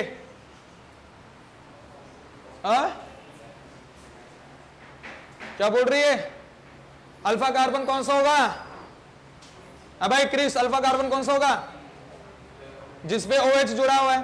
भाई अल्फा कार्बन वो होता है जिसपे कोई फंक्शनल ग्रुप जुड़ा हो या फिर कोई हैलोजन जुड़ा हो, उसको हम बोलेंगे अल्फा कार्बन। तो अल्फा कार्बन यहां पर कौन है, OH वाला, क्योंकि OH फंक्शन ग्रुप है अल्कोहल वाला। तो ये है अल्फा कार्बन, जिसपे OH जुड़ा है वो है अल्फा कार्बन। और अल्फा कार्बन से जो कार्बन डायरेक्ट जुड़े हैं वो बीटा कार्बन। देखो इसके बीटा कार्बन अगर देखें तो ये वाला बीटा है, और इसका बीटा देखें तो ये वाला बीटा है। इसमें 2 बीटा कार्बन है, ठीक है। अच्छा, किस बीटा पे हाइड्रोजन कम है, अगर मैं इस बीटा की बात करता हूं तो यहां पर हाइड्रोजन 3, लेकिन इस बीटा की बात करता हूं तो यहां पर हाइड्रोजन 1। इसका मतलब देखो दोनों से 2 प्रोडक्ट बनते हैं। यहां पर एक बात ध्यान रखना, एक ही प्रोडक्ट नहीं बनता, 2 प्रोडक्ट बनेंगे। एक बार तो इधर से हाइड्रोजन जाएगा तो यहां डबल बॉन्ड आ जाएगा, लेकिन ये माइनर प्रोडक्ट होगा, ये मेजर प्रोडक्ट नहीं होगा, माइनर प्रोडक्ट होगा। मैं केवल मेजर प्रोडक्ट के बारे में बात कर रहा हूं, ठीक है। तो मेजर प्रोडक्ट कौन सा होगा, उस बीटा से हाइड्रोजन जाएगा जिसमें हाइड्रोजन कम है, यानी कि यहां से हाइड्रोजन जाएगा और वो मेजर प्रोडक्ट वहां पर आगे बन जाएगा, यानी कि ये वाला हाइड्रोजन जाएगा और यहां से OH जाएगा, H2O रिमूव हो जाएगा, और आगे प्रोडक्ट किस तरह से बन गया डिमरी, ये वाला CH3 तो ऐसा ही रह गया, आगे नीचे वाला CH3 तो ऐसा ही रह गया, आगे इन दोनों के बीच में क्या आ जाएगा डिमरी, डबल बॉन्ड, ये CH, और आगे क्या हो जाएगा CH3, और प्लस क्या निकल गया डिमरी, पानी निकल गया। ठीक है भाई डिमरी। तो इस तरह से अपने पास क्वेश्चन हो जाते हैं किसके, डिहाइड्रेशन रिएक्शन। ठीक है, यहां पर क्या होता है, अल्फा से OH और बीटा से H निकलता है, तो यह है डिहाइड्रेशन रिएक्शन यानी कि लॉस ऑफ वाटर। ठीक है ना, तो ये 9वीं वाली रिएक्शन, 9 वाली रिएक्शन अपने पास कंप्लीट हो चुकी है। अब चलते हैं हम अगली रिएक्शन की तरफ, 10वीं रिएक्शन की तरफ, वो है डिहाइड्रोजिनेशन रिएक्शन। अगर ये डिहाइड्रेशन है, डिहाइड्रेशन का मतलब लॉस ऑफ वाटर, तो आगे होगी डिहाइड्रोजिनेशन रिएक्शन। ठीक है ना, आगे मैं बोल रहा हूं 10वीं रिएक्शन अपने पास होगी डिहाइड्रोजिनेशन रिएक्शन। अच्छा, डिहाइड्रोजिनेशन रिएक्शन नाम में काम है, डिहाइड्रोजन, यहां पर हाइड्रोजन पूरा आ रहा है, रिएक्शन। ठीक है ना, डी का मतलब क्या है, यहां पर डी का मतलब क्या होगा, रिमूवल। ठीक है, और हाइड्रोजन का मतलब हाइड्रोजन H2 का रिमूवल। ठीक है ना, डिहाइड्रोजिनेशन का मतलब H2 का रिमूवल। ठीक है, तो अगर रिमूवल ऑफ H2 हो रहा है तो इसको हम रिडक्शन भी कह सकते हैं।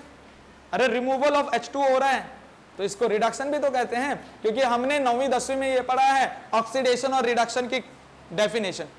रिमूवल ऑफ हाइड्रोजन होगा, रिमूवल ऑफ हाइड्रोजन होगा तो उसको हम ऑक्सीडेशन पढ़ते हैं, ऑक्सीडेशन, रिडक्शन नहीं, सॉरी, ऑक्सीडेशन। अगर हाइड्रोजन रिमूव हो रहा है तो उसको क्या बोलेंगे, ऑक्सीडेशन। ठीक, और अगर मैं बात करूं ऑक्सीजन रिमूव हो रहा है तो उसको क्या बोलते हैं, रिडक्शन। भाई ऑक्सीडेशन की डेफिनेशन तुम पढ़ते हो पहले 9वीं 10वीं कक्षा में, एडिशन ऑफ ऑक्सीजन और रिमूवल ऑफ हाइड्रोजन, उसको क्या कहते हैं, ऑक्सीडेशन। यानी ऑक्सीडेशन में दो चीजें हो रही है, या तो ऑक्सीजन का एडिशन हो या फिर हाइड्रोजन का रिमूवल हो, तो उसको कहते हैं ऑक्सीडेशन। वैसे ही रिडक्शन की बात करें, या तो हाइड्रोजन का एडिशन हो या फिर ऑक्सीजन का रिमूवल हो। तो अगर मैं बोल रहा हूं यहां पर रिमूवल ऑफ हाइड्रोजन है तो हाइड्रोजन का रिमूवल, क्या मैं इसको एक तरह की ऑक्सीडेशन रिएक्शन कह सकता हूं, तो इसको मैं ऑक्सीडेशन रिएक्शन भी कह सकता हूं। ठीक है भाई, इसको क्या कह सकते हैं, ऑक्सीडेशन रिएक्शन। तो इसका दूसरा नाम मैं ये यहां पर ये लिख सकता हूं कि ये ऑक्सीडेशन रिएक्शन है, ऑक्सीडेशन रिएक्शन। यानी हाइड्रोजन को रिमूव कर रहे हो, किसको रिमूव कर रहे हो, हाइड्रोजन को रिमूव कर रहे हो। लेकिन हाइड्रोजन अगर रिमूव हो रहा है, H2 रिमूव हो रहा है, 2 हाइड्रोजन रिमूव हो रहे, इसमें से एक हाइड्रोजन तो किससे जाएगा, ध्यान सुनना, पहला हाइड्रोजन जाएगा किससे, OH से, एक हाइड्रोजन जाएगा OH से।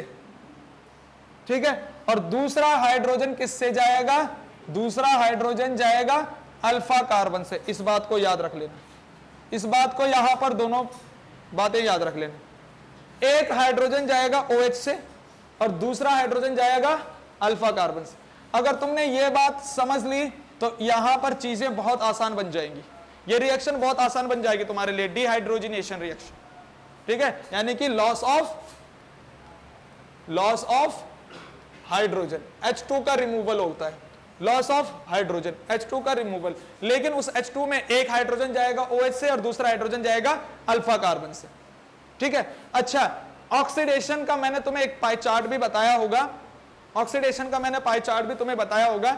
इस तरह से मैंने तुम्हें बताया होगा कि मान लीजिए ये अल्कोहल है और अल्कोहल के बाद यहां पर मान लीजिए एल्डिहाइड है, मैंने पिछले वाले चैप्टर में बता रखा है। और यहां पर मान लीजिए क्या है, कीटोन है, और फिर यहां क्या है, मान लीजिए कार्बोक्सिलिक एसिड है। भाई मैंने पिछले चैप्टर में बता रखा है ये चीज, मैंने बोला है कि अगर प्राइमरी अल्कोहल होगा तो फॉरवर्ड डायरेक्शन में अगर ऑक्सीडेशन करेंगे तो एल्डिहाइड बनेगा। ठीक, और फिर से ऑक्सीडेशन करेंगे तो क्या बनेगा, कार्बोक्सिलिक एसिड बनेगा। और अगर मान लीजिए वो सेकेंडरी अल्कोहल होगा तो उसका ऑक्सीडेशन करने पर क्या बन रहा है, कीटोन, और कीटोन का ऑक्सीडेशन करने पर क्या बन रहा है, कार्बोक्सिलिक एसिड। मैंने पिछले लेक्चर में ये चीजें बताई थी, इससे पहले वाले लेक्चर में सारी चीजें बता रखी है ना। इससे पहले का जो पहले वाला लेक्चर मैंने बताया था, ठीक है, उसमें मैंने ये चीजें बताई थी, ये पाई चार्ट बताया था, और पिछले चैप्टर में भी बताया था।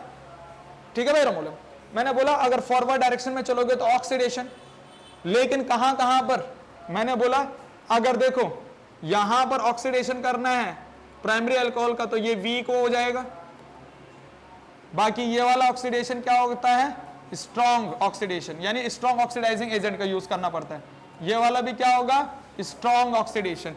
ठीक है, ये वाला भी क्या होगा, स्ट्रॉन्ग ऑक्सीडेशन, ये मैंने बताया था, ठीक है। और बैक साइड में क्या होगा, रिडक्शन।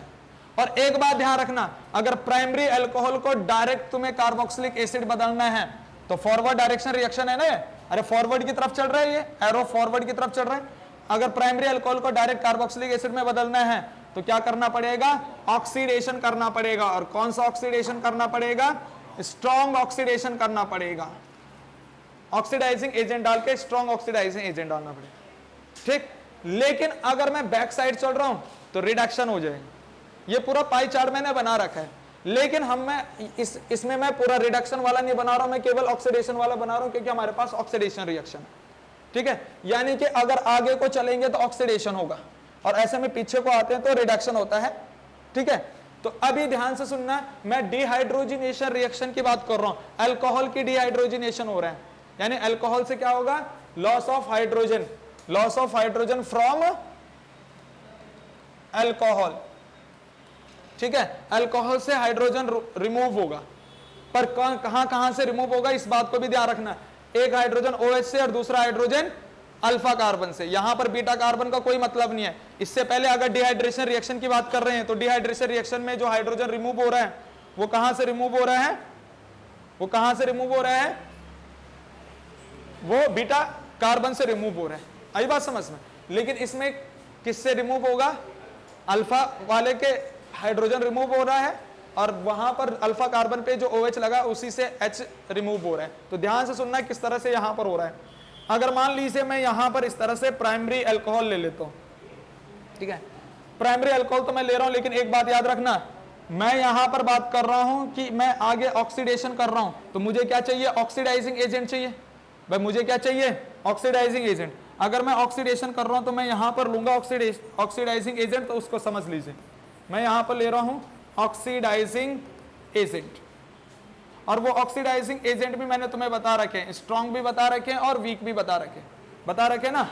ऑक्सीडाइजिंग एजेंट मैंने बताया है बाय KMnO4, ठीक है, KMnO4 पोटेशियम परमैंगनेट, और दूसरा K2Cr2O7, ठीक है। ये दोनों तो हमने स्ट्रॉन्ग में याद रखने, K2Cr2O7 ये अपने पास क्या है, स्ट्रॉन्ग ऑक्सीडाइजिंग एजेंट है, यानी कि जहां जहां पर स्ट्रॉन्ग है वहां पर ये दोनों डालने, KMnO4 K2Cr2O7। लेकिन वीक अगर कहीं पर आ जाए तो वीक में क्या डालना है, PCC, इसका पूरा नाम होता है पायरेडिन क्लोरोक्रोमेट, बस केवल तुम्हें PCC लिख देना है, पायरेडिन क्लोरोक्रोमेट होगा, ठीक है, पायरेडिन क्लोरोक्रोमेट। या फिर क्या होगा यहां पर, पायरेडिन क्लोरोक्रोमेट के साथ साथ अगर मैं PCC भी डाल सकता हूं, या फिर हम क्या कर सकते हैं, हम H2O2 भी डाल सकते हैं, लेकिन PCC ही कर लेना, ठीक है। H2O2 भी क्या होता है, ऑक्सीडाइजिंग हाइड्रोजन पेरोक्साइड, ठीक है ना। तो ये अपने पास क्या है, वीक है, वीक ऑक्सीडाइजिंग एजेंट है। ये स्ट्रॉन्ग है और ये वीक है, जहां स्ट्रॉन्ग डालना वहां स्ट्रॉन्ग डालना, जहां वीक डालना वहां वीक डालना, आई बात समझ में, जहां स्ट्रॉन्ग जहां वहां स्ट्रॉन्ग, जहां वीक वहां वीक। अब अगर मैं बात करता हूं यहां पर अगर मैं बात कर रहा हूं कि मान लीजिए मैं तीनों अल्कोहल यहां पर ले रहा हूं, प्राइमरी सेकेंडरी टर्सरी अल्कोहल, अगर मैं यहां पर बात कर रहा हूं प्राइमरी अल्कोहल की, तो ध्यान सुनना, यहां पर प्राइमरी अल्कोहल में क्या ले रहा हूं, यहां पर इस तरह से RCH2OH, ठीक है। और अगर मैंने इसमें क्या डाल दिया, ऑक्सीडाइजिंग एजेंट डाल दिया, चाहे स्ट्रॉन्ग डाल दो चाहे वीक डाल दो, मान लीजिए वीक डाल रहे तुम लोग, ठीक है ना, यहां पर ऑक्सीडाइजिंग एजेंट डाल रहे हो, मान लीजिए PCC, ठीक, होगा क्या, इस चीज को देखना, यहां पर होगा क्या, इस चीज को देखना कि भाई अल्फा कार्बन है, क्या ये अल्फा कार्बन है सचिन, ठीक है, और एक हाइड्रोजन अल्फा कार्बन से जाएगा, दूसरा हाइड्रोजन OH से जाएगा, इसका मतलब एक हाइड्रोजन यहां पर OH से गया और दूसरा हाइड्रोजन यहां से अल्फा कार्बन से गया, तो अल्फा कार्बन की भी एक वैलेंसी फ्री और ऑक्सीजन की भी एक वैलेंसी फ्री। अरे समझ में आया कि नहीं आया, ये तो देखने को मिल जाएगा, जब डालूंगा तब मिल जाएगा देखने को। यहां पर बात समझ में आई, यानी कि अगर प्राइमरी अल्कोहल मैंने लिया तो मैं क्या बोल रहा हूं, एक हाइड्रोजन अल्फा कार्बन से जाएगा, दूसरा हाइड्रोजन OH से जाएगा, तो कार्बन और ऑक्सीजन के बीच में क्या आ जाएगा, डबल बॉन्ड। क्या ये प्राइमरी अल्कोहल से जो प्रोडक्ट बना वो क्या बन गया, एल्डिहाइड बन गया। यानी कि प्राइमरी अल्कोहल का ऑक्सीडेशन करोगे तो एल्डिहाइड बनेगा अगर वीक ऑक्सीडेशन कर लो, ठीक है। और साथ में क्या निकल गया यहां पर भाई, है भाई, हाइड्रोजन निकल गया, H2 रिमूव हो चुका है, डिमरी आई बात समझ में, हाइड्रोजन रिमूव हो चुका है, यहां से हाइड्रोजन गैस निकल गई, ठीक है। ऐसे अगर मैं बात करता हूं secondary alcohol, Dimri secondary alcohol ले ले, सेकेंडरी अल्कोहल, ठीक है ना डिमरी, अगर सेकेंडरी अल्कोहल लेगा डिमरी तो क्या होगा, सेकेंडरी अल्कोहल ले रहा है, अभी सेकेंडरी अल्कोहल क्या है डिमरी, R, ये ऊपर R, ये H और ये OH, ठीक है। अब अगर तू क्या डाल रहा है, ऑक्सीडाइजिंग एजेंट, सेकेंडरी अल्कोहल में स्ट्रॉन्ग ऑक्सीडाइजिंग एजेंट पड़ता है, ठीक है, इनमें से कोई सा भी डाल दे। अच्छा, एक और ऑक्सीडाइजिंग एजेंट स्ट्रॉन्ग होता है, वो है CrO3, जिसको क्रोमेट कहते हैं, ठीक है, ये भी स्ट्रॉन्ग ही है CrO3। तो इन तीनों में से कोई भी डाल दे। मान लीजिए डिमरी ने उठा के क्या डाल दिया, KMnO4, ठीक है, ऑक्सीडाइजिंग एजेंट। अब होगा क्या, डिमरी को पता है कि OH से जाएगा H और अल्फा कार्बन से भी जाएगा H। क्या अल्फा कार्बन की एक वैलेंसी फ्री और ऑक्सीजन के एक वैलेंसी फ्री, इनके बीच में क्या बन जाएगा, देखो ये R, ये कार्बन, ये R, अल्फा कार्बन का H चले गया और ऑक्सीजन का भी H चलेगा, इन दोनों के बीच में क्या बन गया, डबल बॉन्ड। क्या डिमरी ये कीटोन बन चुका है, ये कीटोन बन चुका है, और प्लस यहां से क्या निकल गया, हाइड्रोजन निकल, ठीक है। अरे बात समझ में आ रही है। ऐसे अगर मैं बात करता हूं, मान लीजिए टर्सरी अल्कोहल अपने पास है, टर्सरी अल्कोहल, तो टर्सरी अल्कोहल में अपने पास क्या होगा, ध्यान से सुनना डिमरी, ध्यान से सुनना मेरी बात, ये ले ले टर्सरी अल्कोहल, ठीक है। अब यहां पर क्या डालना पड़ेगा तेरे को, ऑक्सीडाइजिंग एजेंट डाल ले, चाहे वीक डाल चाहे स्ट्रॉन्ग डाल, कोई सा भी ऑक्सीडाइजिंग एजेंट डाल ले। यहां पर मान लीजिए डिमरी ने डाला स्ट्रॉन्ग, K2Cr2O7, पोटेशियम डाइक्रोमेट, ये डाल दिया, ठीक है। अब क्या होगा डिमरी, एक बात ध्यान सुनना, हाइड्रोजन कहां कहां से रिमूव होने चाहिए, एक तो OH से रिमूव होना चाहिए और दूसरा, अच्छा OH से चल मानते रिमूव हो गया, क्या इस अल्फा कार्बन पे कोई हाइड्रोजन है, भाई ये अपने पास अल्फा कार्बन है, अल्फा कार्बन पे कोई हाइड्रोजन है, अल्फा कार्बन पे कोई हाइड्रोजन ही नहीं है, इसका मतलब टर्सरी अल्कोहल का ऑक्सीडेशन नहीं होगा। ये काफी इंपॉर्टेंट बात है कि टर्सरी अल्कोहल का ऑक्सीडेशन नहीं होता है, उसका कोई प्रोडक्ट नहीं बनता है। प्राइमरी अल्कोहल का ऑक्सीडेशन होता है, प्राइमरी अल्कोहल का ऑक्सीडेशन होता है, एल्डिहाइड बनता है, आगे कार्बोक्सिलिक एसिड बनता है। सेकेंडरी अल्कोहल का ऑक्सीडेशन होता है, कीटोन बनता है, लेकिन टर्सरी अल्कोहल का ऑक्सीडेशन नहीं होता। यानी कि ऑक्सीडाइजिंग एजेंट अगर डालोगे तो टर्सरी अल्कोहल का ऑक्सीडेशन नहीं होगा, नो रिएक्शन लिखना आगे, आई बात समझ में, ठीक है। लेकिन लेकिन लेकिन एक बहुत ही ज्यादा इंपॉर्टेंट बात है कि अगर मैं इस ऑक्सीडाइजिंग एजेंट की जगह कॉपर 573 डाल दूं, वो बहुत ही ज्यादा इंपॉर्टेंट है, वो क्वेश्चन पेपर में आता भी है। इसके बाद जो है डिहाइड्रोजनेशन के बाद 11वीं रिएक्शन काफी इंपॉर्टेंट है, next reaction, very very important reaction, ठीक है। यहां पर रिएक्शन का नाम है कॉपर प्लस 573 केल्विन टेम्परेचर, ठीक है ना। यहां पर इसी को रख देना, इसकी परजेंस किसमें, अल्कोहल में। अल्कोहल के साथ अगर मैंने कॉपर 573 करा, वेरी वेरी इंपॉर्टेंट, इसको ट्रिपल स्टार बना दो, बहुत ज्यादा इंपॉर्टेंट है, लाल पीला सफेद सब ले लो, यहां बहुत ज्यादा इंपॉर्टेंट है ये क्वेश्चन, बहुत ज्यादा इंपॉर्टेंट है भाई, रमोला, ठीक है। तो रमोला मैंने इसको ट्रिपल स्टार बना दिया। यहां पर पता क्या होता है, अगर मैं यहां पर ले रहा हूं प्राइमरी अल्कोहल, रमोला ध्यान से सुन ले, ये प्राइमरी अल्कोहल मैंने यहां पर लिया, ठीक है। मान ले रमोला मैं ये प्राइमरी अल्कोहल ले रहा हूं, RCH2OH, ठीक है, और इस पे डाल दिया मैंने क्या, कॉपर और 573 केल्विन, बिल्कुल डिहाइड्रोजनेशन रिएक्शन होगी। अल्फा कार्बन के OH से भी एक H जाएगा और अल्फा कार्बन से भी एक H जाएगा, तो अल्फा कार्बन और ऑक्सीजन के बीच में क्या बन जाएगा, डबल बॉन्ड। तो आगे क्या बन गया, R। अल्फा कार्बन पे कितने हाइड्रोजन रहेंगे, एक हाइड्रोजन।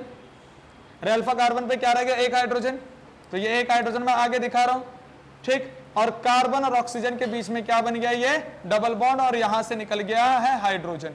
तो इसको क्या, यहां पर बन गया अपने पास एल्डिहाइड, ठीक है।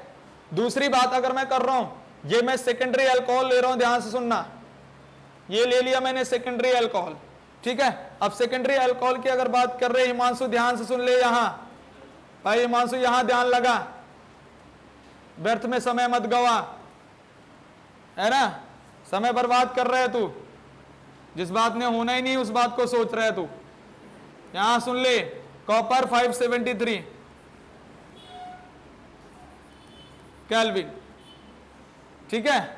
यहां पर अगर बात कर रहे हैं, कॉपर 573 केल्विन डाल दिया, अब क्या होगा, एक OH से H गया, एक अल्फा से H गया, आगे क्या बन चुका है अपने पास, वही जैसे डिहाइड्रोजनेशन में हो रहा है ना, यहां C डबल बॉन्ड O, ये बन गया है कीटोन, और यहां से निकल गया भाई डिमरी हाइड्रोजन, भाई डिमरी हाइड्रोजन निकला।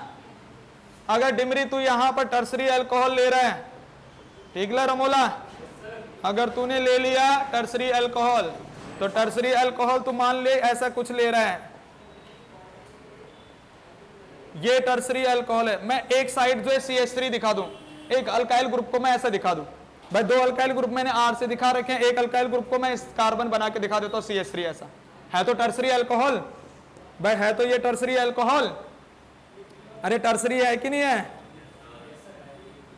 ठीक है। और अब अगर मैं इसमें कॉपर 573 केल्विन टेम्परेचर रख रहा हूं, तो ध्यान से सुन ले प्रत्यक्ष, क्या होगा, यहां पर जैसे पिछले वाले में क्या हो रहा था, इस डिहाइड्रोजनेशन में क्या हो रहा था, टर्सरी का कोई प्रोडक्ट ही नहीं बन रहा था, क्यों, क्योंकि भाई OH से H गया, लेकिन अल्फा कार्बन पे कोई हाइड्रोजन ही नहीं है। आई बात समझ में, सेम कंडीशन यहां पर भी देखने को मिल रही है। अगर मैं यहां पर डिहाइड्रोजनेशन करता हूं, भाई एक H तो OH से चले गया मान लीजिए, लेकिन अल्फा कार्बन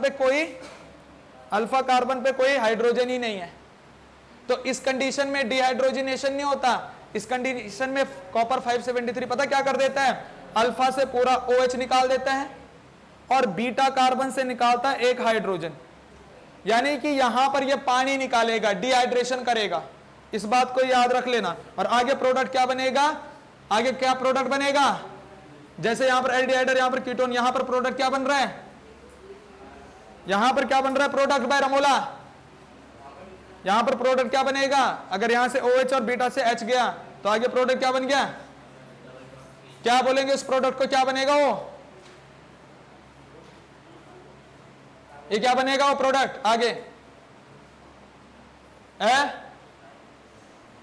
अरे मूर्ख बैठे हो क्या सारे के सारे तुम लोग, अभी मैं बोल रहा हूं यहां पर हाइड्रोजन रिमूव हुआ तो एल्डिहाइड बना, यहां से हाइड्रोजन रिमूव हुआ कीटोन बना, यहां से मैं बोल रहा हूं वाटर रिमूव होगा, अल्फा कार्बन से OH और बीटा कार्बन से H जाएगा, प्रोडक्ट क्या बनेगा, ये बता, ये तू बता, कार्बोक्सिलिक एसिड बनेगा, ये तू बता, ये लड़कियां सारी बेवकूफ बैठी हुई है क्या यहां, एक भी लड़की को पता नहीं है आगे बन क्या रहा है, यहां पर बेवकूफों की तरह बैठे हुए। अबे अविरल क्या बन रहा है यहां पर, अबे बता भी दिया आगे कि अल्फा कार्बन से OH जाएगा, बीटा कार्बन से H जाएगा, प्रोडक्ट क्या बनेगा, ये मानसू बता क्या बनेगा, क्या बोल रही है, जब डिहाइड्रेशन तो हो रहा है, लेकिन प्रोडक्ट क्या बन रहा है, बता प्रोडक्ट क्या नाम होगा, प्रोडक्ट क्या बनेगा यहां पर, जैसे यहां एल्डिहाइड, यहां कीटोन बन रहा है, यहां क्या बनेगा, एल्कीन बनेगा, बताओ यार, डिहाइड्रेशन में प्रोडक्ट क्या बन रहा है आगे, ये डिहाइड्रेशन तब से पढ़ा रहा हूं, बेवकूफों की तरह बैठे हुए हो। डिहाइड्रेशन में प्रोडक्ट आगे क्या बन रहा है? एल्कीन बन रहा है कि नहीं बन रहा है? डबल बॉन्ड बन रहा है, एल्कीन प्रोडक्ट बन रहा है, ये इथीन हो गया। इस एल्कीन का नाम इथीन है। यहां पर ये एल्कीन बन चुका है, इसका नाम ब्यूटूइन है। डिहाइड्रेशन में जो प्रोडक्ट बन रहा है वो एल्कीन है, डिहाइड्रेशन में जो प्रोडक्ट बन रहा है वो एल्कीन है। और डिहाइड्रेशन तीनों का होगा, प्राइमरी होता है, सेकेंडरी होता है, टर्सरी हो, तीनों अल्कोहल का डिहाइड्रेशन होता है, ठीक है। और डिहाइड्रेशन का जो प्रोडक्ट बनता है वो डबल बॉन्ड वाला बनता है। डबल बॉन्ड वाला मतलब एल्कीन, डबल बॉन्ड वाला बोले तो एल्कीन प्रोडक्ट बनेगा यार। इतना बंद दिमाग करके मत बैठो यार क्लास में तुम लोग, है? एल्कीन ही बोला। यहां पर सारी चीज बता रहा हूं कि इससे प्राइमरी से एल्डिहाइड बन गया, सेकेंडरी से कीटोन बन गया, और डिहाइड्रोजनेशन अगर हम कर रहे हैं, ऑक्सीडाइजिंग एजेंट डाल रहे हैं तो टर्सरी का कुछ नहीं बनेगा। लेकिन कॉपर 573 में क्या कर रहे हैं कि प्राइमरी में तो डिहाइड्रोजनेशन हो गया, रिमूवल ऑफ हाइड्रोजन, सेकेंडरी में भी डिहाइड्रोजनेशन हो गया, रिमूवल ऑफ हाइड्रोजन, यानी कि प्राइमरी का एल्डिहाइड, सेकेंडरी का कीटोन, जैसे अभी ऑक्सीडेशन में बन रहा था। और टर्सरी में हो रहा है डिहाइड्रेशन, कॉपर 573 डालने पर टर्सरी में हो रहा है डिहाइड्रेशन, डिहाइड्रेशन हो रहा है, अल्फा से OH जाएगा, बीटा से H जाएगा, तो इन दोनों के बीच में डबल बॉन्ड नहीं बनेगा, तो आगे प्रोडक्ट एल्कीन नहीं होगा क्या? दिमाग खराब करने के लिए यार, आधा ज्यादा कुछ है ही नहीं, भूसमत्ती कहीं की। बोल भी रहा हूं कि यहां से वाटर रिमूव हो रहा है, अल्फा से OH और बीटा से H जा रहा है, आगे बनेगा क्या?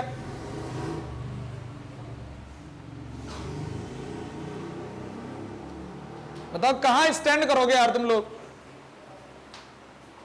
छापा छापी लगे हुए हैं बस, दिमाग खोल के भी नहीं आ रहा कि बनेगा आगे, डबल बॉन्ड बन रहा है यार, एल्कीन बनेगा।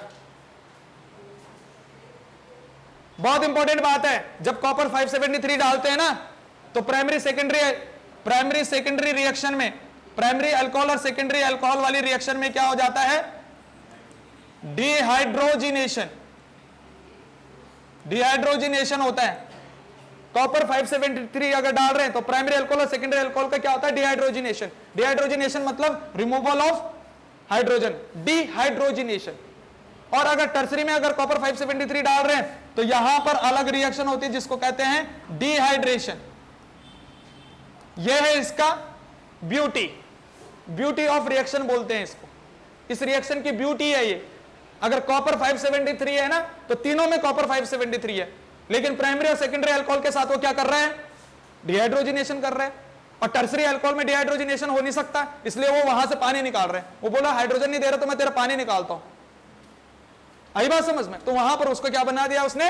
एल्कीन बना दिया। इस वजह से ये रिएक्शन काफी इंपॉर्टेंट बन जाती है, क्योंकि कॉपर 573 दोनों चीज करवा देता है, डिहाइड्रेशन भी करवा देता है टर्सरी का, और डिहाइड्रोजिनेशन भी करवा देता है प्राइमरी और सेकेंडरी अल्कोहल का। इसलिए ये ब्यूटी ऑफ रिएक्शन माना जाता है इसको, काफी इंपॉर्टेंट चीज है ये कॉपर 573, और बार बार आता है क्वेश्चन में, हर साल पेपर में आता है ये चीज।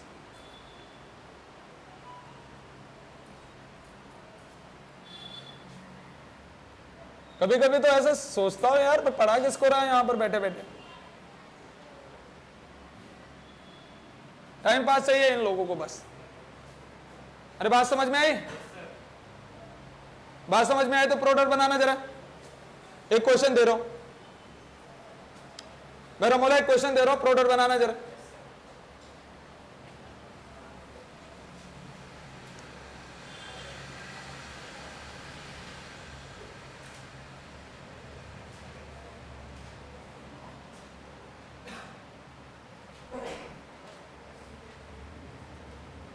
ये क्वेश्चन है,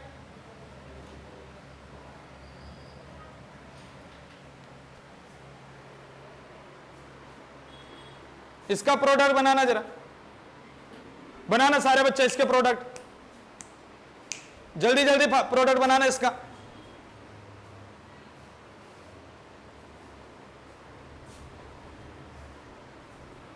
जल्दी जल्दी बनाओ प्रोडक्ट, 1 मिनट का समय तुम्हारे पास, जल्दी जल्दी प्रोडक्ट बनाओ।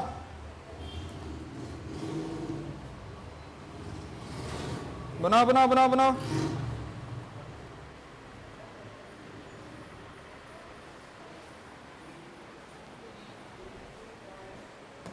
एक आध क्वेश्चन और भी दे देता हूं।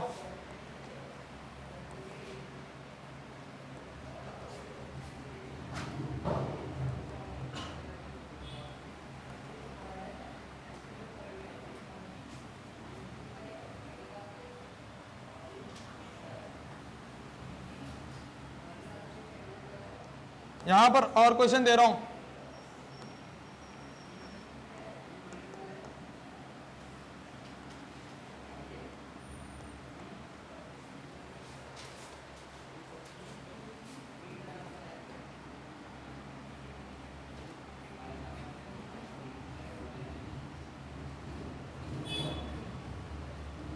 बातें नहीं करेगा कोई।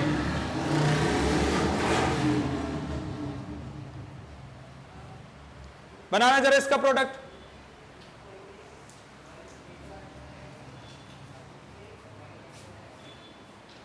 ये पहले का प्रोडक्ट बना दिया तूने? क्यों पहले नहीं बन पाए तेरे से? ये तूने बना दिया पहले का? क्यों? ये तूने बना दिया? ये तूने बनाया पहले का प्रोडक्ट? पहले का प्रोडक्ट कहाँ है?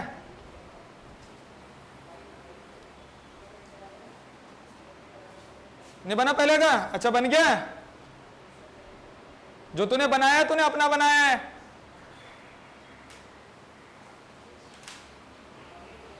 बेवकूफों वाली हरकतें कर रही आगे बैठ के। तूने बना दिया? बना फिर जल्दी जल्दी।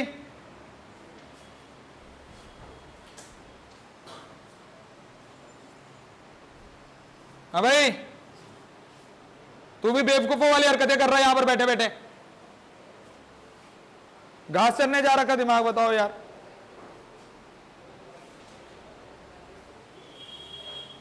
बन गया लो पहले का प्रोडक्ट? पहले का दिखा दे बस, बाकी तो खैर मैं अपने आप बना दूंगा।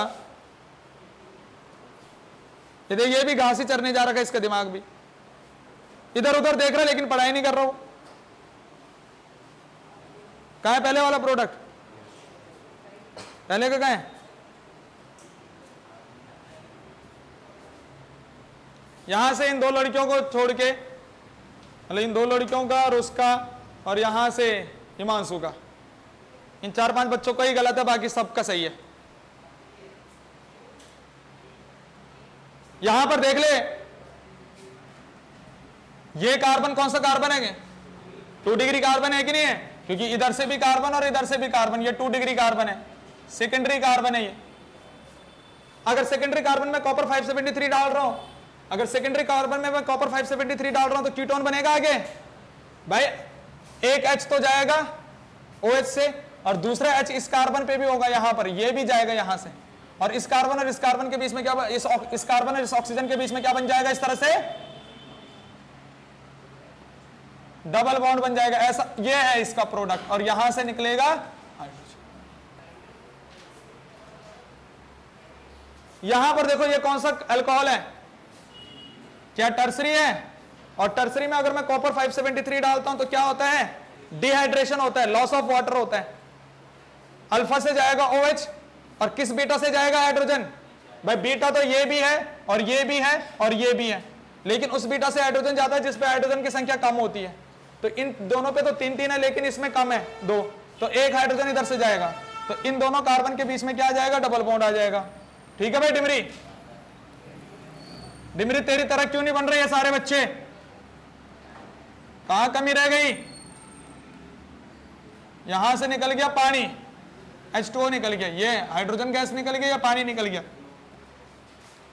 यहां पर अगर देखेंगे ये वाला कार्बन इधर से भी कार्बन से जुड़ रखा है, इधर से भी कार्बन से, इधर से भी कार्बन से, इसका मतलब ये वाला कार्बन क्या है? टर्सरी कार्बन है। टर्सरी कार्बन में कॉपर 573 डाल रहे हैं तो क्या हो रहा है? एल्कीन बनेगा, डिहाइड्रेशन रिएक्शन होगी, तो डिहाइड्रेशन रिएक्शन यहां पर भी हो रही है। ठीक है, यहां अल्फा से गया OH, कोई भी बीटा, पर वो वाला बीटा जिसपे हाइड्रोजन कम है। भाई इस पे तो 3 हाइड्रोजन होंगे, और इस पे होंगे 2 हाइड्रोजन ऐसे, और इस पे भी क्या होंगे? 2 हाइड्रोजन ऐसा। क्योंकि ये भी बीटा है, ये भी बीटा है और ये भी बीटा है, ठीक है। तो किसी भी बीटा से निकाल दो, अरे किसी भी बीटा से निकाल दो। इसका प्रोडक्ट मैंने अभी बनाया है H2SO4 डाल के, बनाया नहीं बनाया था डिहाइड्रेशन में, यही है उसका प्रोडक्ट। अभी यही तो प्रोडक्ट होगा उसका, चाहे ये कंसंट्रेटेड H2SO4 भी डिहाइड्रेशन कर रहे हैं और वहां पर कॉपर 573 भी क्या कर रहा है, डिहाइड्रेशन कर रहा है टर्सरी में, तो प्रोडक्ट वही बनेगा उसका, ठीक ना। यानी कि प्रोडक्ट वही चीज बन रहा है वहां पर, चाहे इधर से निकालो हाइड्रोजन, चाहे ऊपर वाले से निकालो हाइड्रोजन, ठीक है। प्लस यहां से चले गया पानी, तो ये हो गया अपने पास, ठीक है। सेकेंडरी पे क्या डिहाइड्रोजनेशन और टर्सरी पे क्या डिहाइड्रेशन। इस बात को याद रखना कि कॉपर 573 क्या करता है, प्राइमरी सेकेंडरी का डिहाइड्रोजनेशन करता है और टर्सरी का डिहाइड्रेशन करता है। आई बात समझ में। तो ये हमारे पास अल्कोहल की सारी रिएक्शंस तो कंप्लीट हो चुकी हैं, ठीक है। अब हम आगे करेंगे क्या, फेनॉल की रिएक्शन, वो ESR। आई बात समझ में। इतने में कोई डाउट है तो पूछ लो पहले। अच्छा, इतना छाप लिया, ठीक है, इतना समझ में आ गया है। अब हम आगे बढ़ते हैं नेक्स्ट केमिकल प्रॉपर्टीज की तरफ, यानी कि 12वीं वाली जो केमिकल प्रॉपर्टीज हैं। 11 केमिकल प्रॉपर्टीज अपने पास होगी, 11 केमिकल प्रॉपर्टीज होगी, 12 केमिकल प्रॉपर्टीज की तरफ। और लास्ट केमिकल प्रॉपर्टीज है ये 12 केमिकल प्रॉपर्टीज, है ना। ये लास्ट केमिकल प्रॉपर्टीज हमारे पास है ESR। क्या है इसका नाम, इलेक्ट्रोफिलिक सब्स्टिट्यूशन रिएक्शन, ठीक है ना, ESR, इलेक्ट्रोफिलिक सब्स्टिट्यूशन रिएक्शन। और एक बात याद रखना, इलेक्ट्रोफिलिक सब्स्टिट्यूशन रिएक्शन केवल और केवल किसमें देखने को मिलती है, बेंजीन रिंग पे देखने को मिलती है। यानी कि हमने इसमें ESR केवल और केवल फिनॉल में पढ़ना है, अल्कोहल में नहीं, ठीक है ना। ये मैंने पहले भी तुम्हें बताया है कि भाई इलेक्ट्रोफिलिक सब्स्टिट्यूशन रिएक्शन केवल और केवल किस पर चलती है, बेंजीन रिंग पे चलती है। तो मैं यहां पर बात करता हूं कि ये हमारे पास only in phenol. ESR reaction हमने किस में पढ़नी है, फेनॉल में, क्योंकि ESR किस पे होती है, takes place on benzene carbon पे, क्योंकि ये बेंजीन कार्बन पे होता है। इस वजह से ESR रिएक्शन केवल और केवल किस में देखने को मिलेगी, बेंजीन रिंग वाले कार्बन पे देखने को मिलती है। इसलिए हम बोलेंगे कि अपने पास जो है केवल और केवल ESR हमें फेनॉल में देखने को मिलेगी, अल्कोहल में नहीं। तो इस बात को याद रखना भाई तुम लोग। तो सबसे पहले अगर मैं ESR की बात कर रहा हूं तो यहां पर 3-4 टाइप की ESR है, जिसमें सबसे पहले ESR रिएक्शन में अपने पास होगा नाइट्रेशन। सबसे पहले क्या होगा बेटा, नाइट्रेशन, ठीक है, इसको देखेंगे। दूसरा हम देखेंगे इसमें हैलोजिनेशन, ठीक है। तीसरा हम इसमें देखेंगे, पहले नाइट्रेशन हो गया, दूसरा हैलोजिनेशन हो गया, ठीक। तीसरा हम इसमें देखेंगे बेटा कॉलबेज रिएक्शन,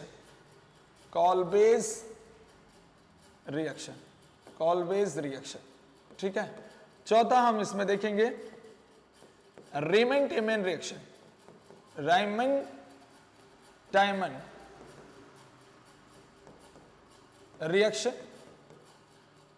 और पांचवा हम इसमें देखेंगे, इसमें रीमन-टाइमन के बाद पांचवा हम देखेंगे इसमें रिएक्शन विद जिंक, Zn के साथ रिएक्शन विद जिंक। और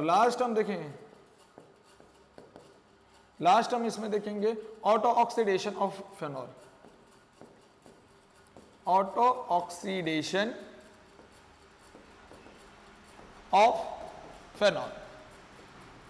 तो इन सारी रिएक्शन को हम एक एक करके देखते हैं, जिसमें सबसे पहले अपने पास क्या है, नाइट्रेशन।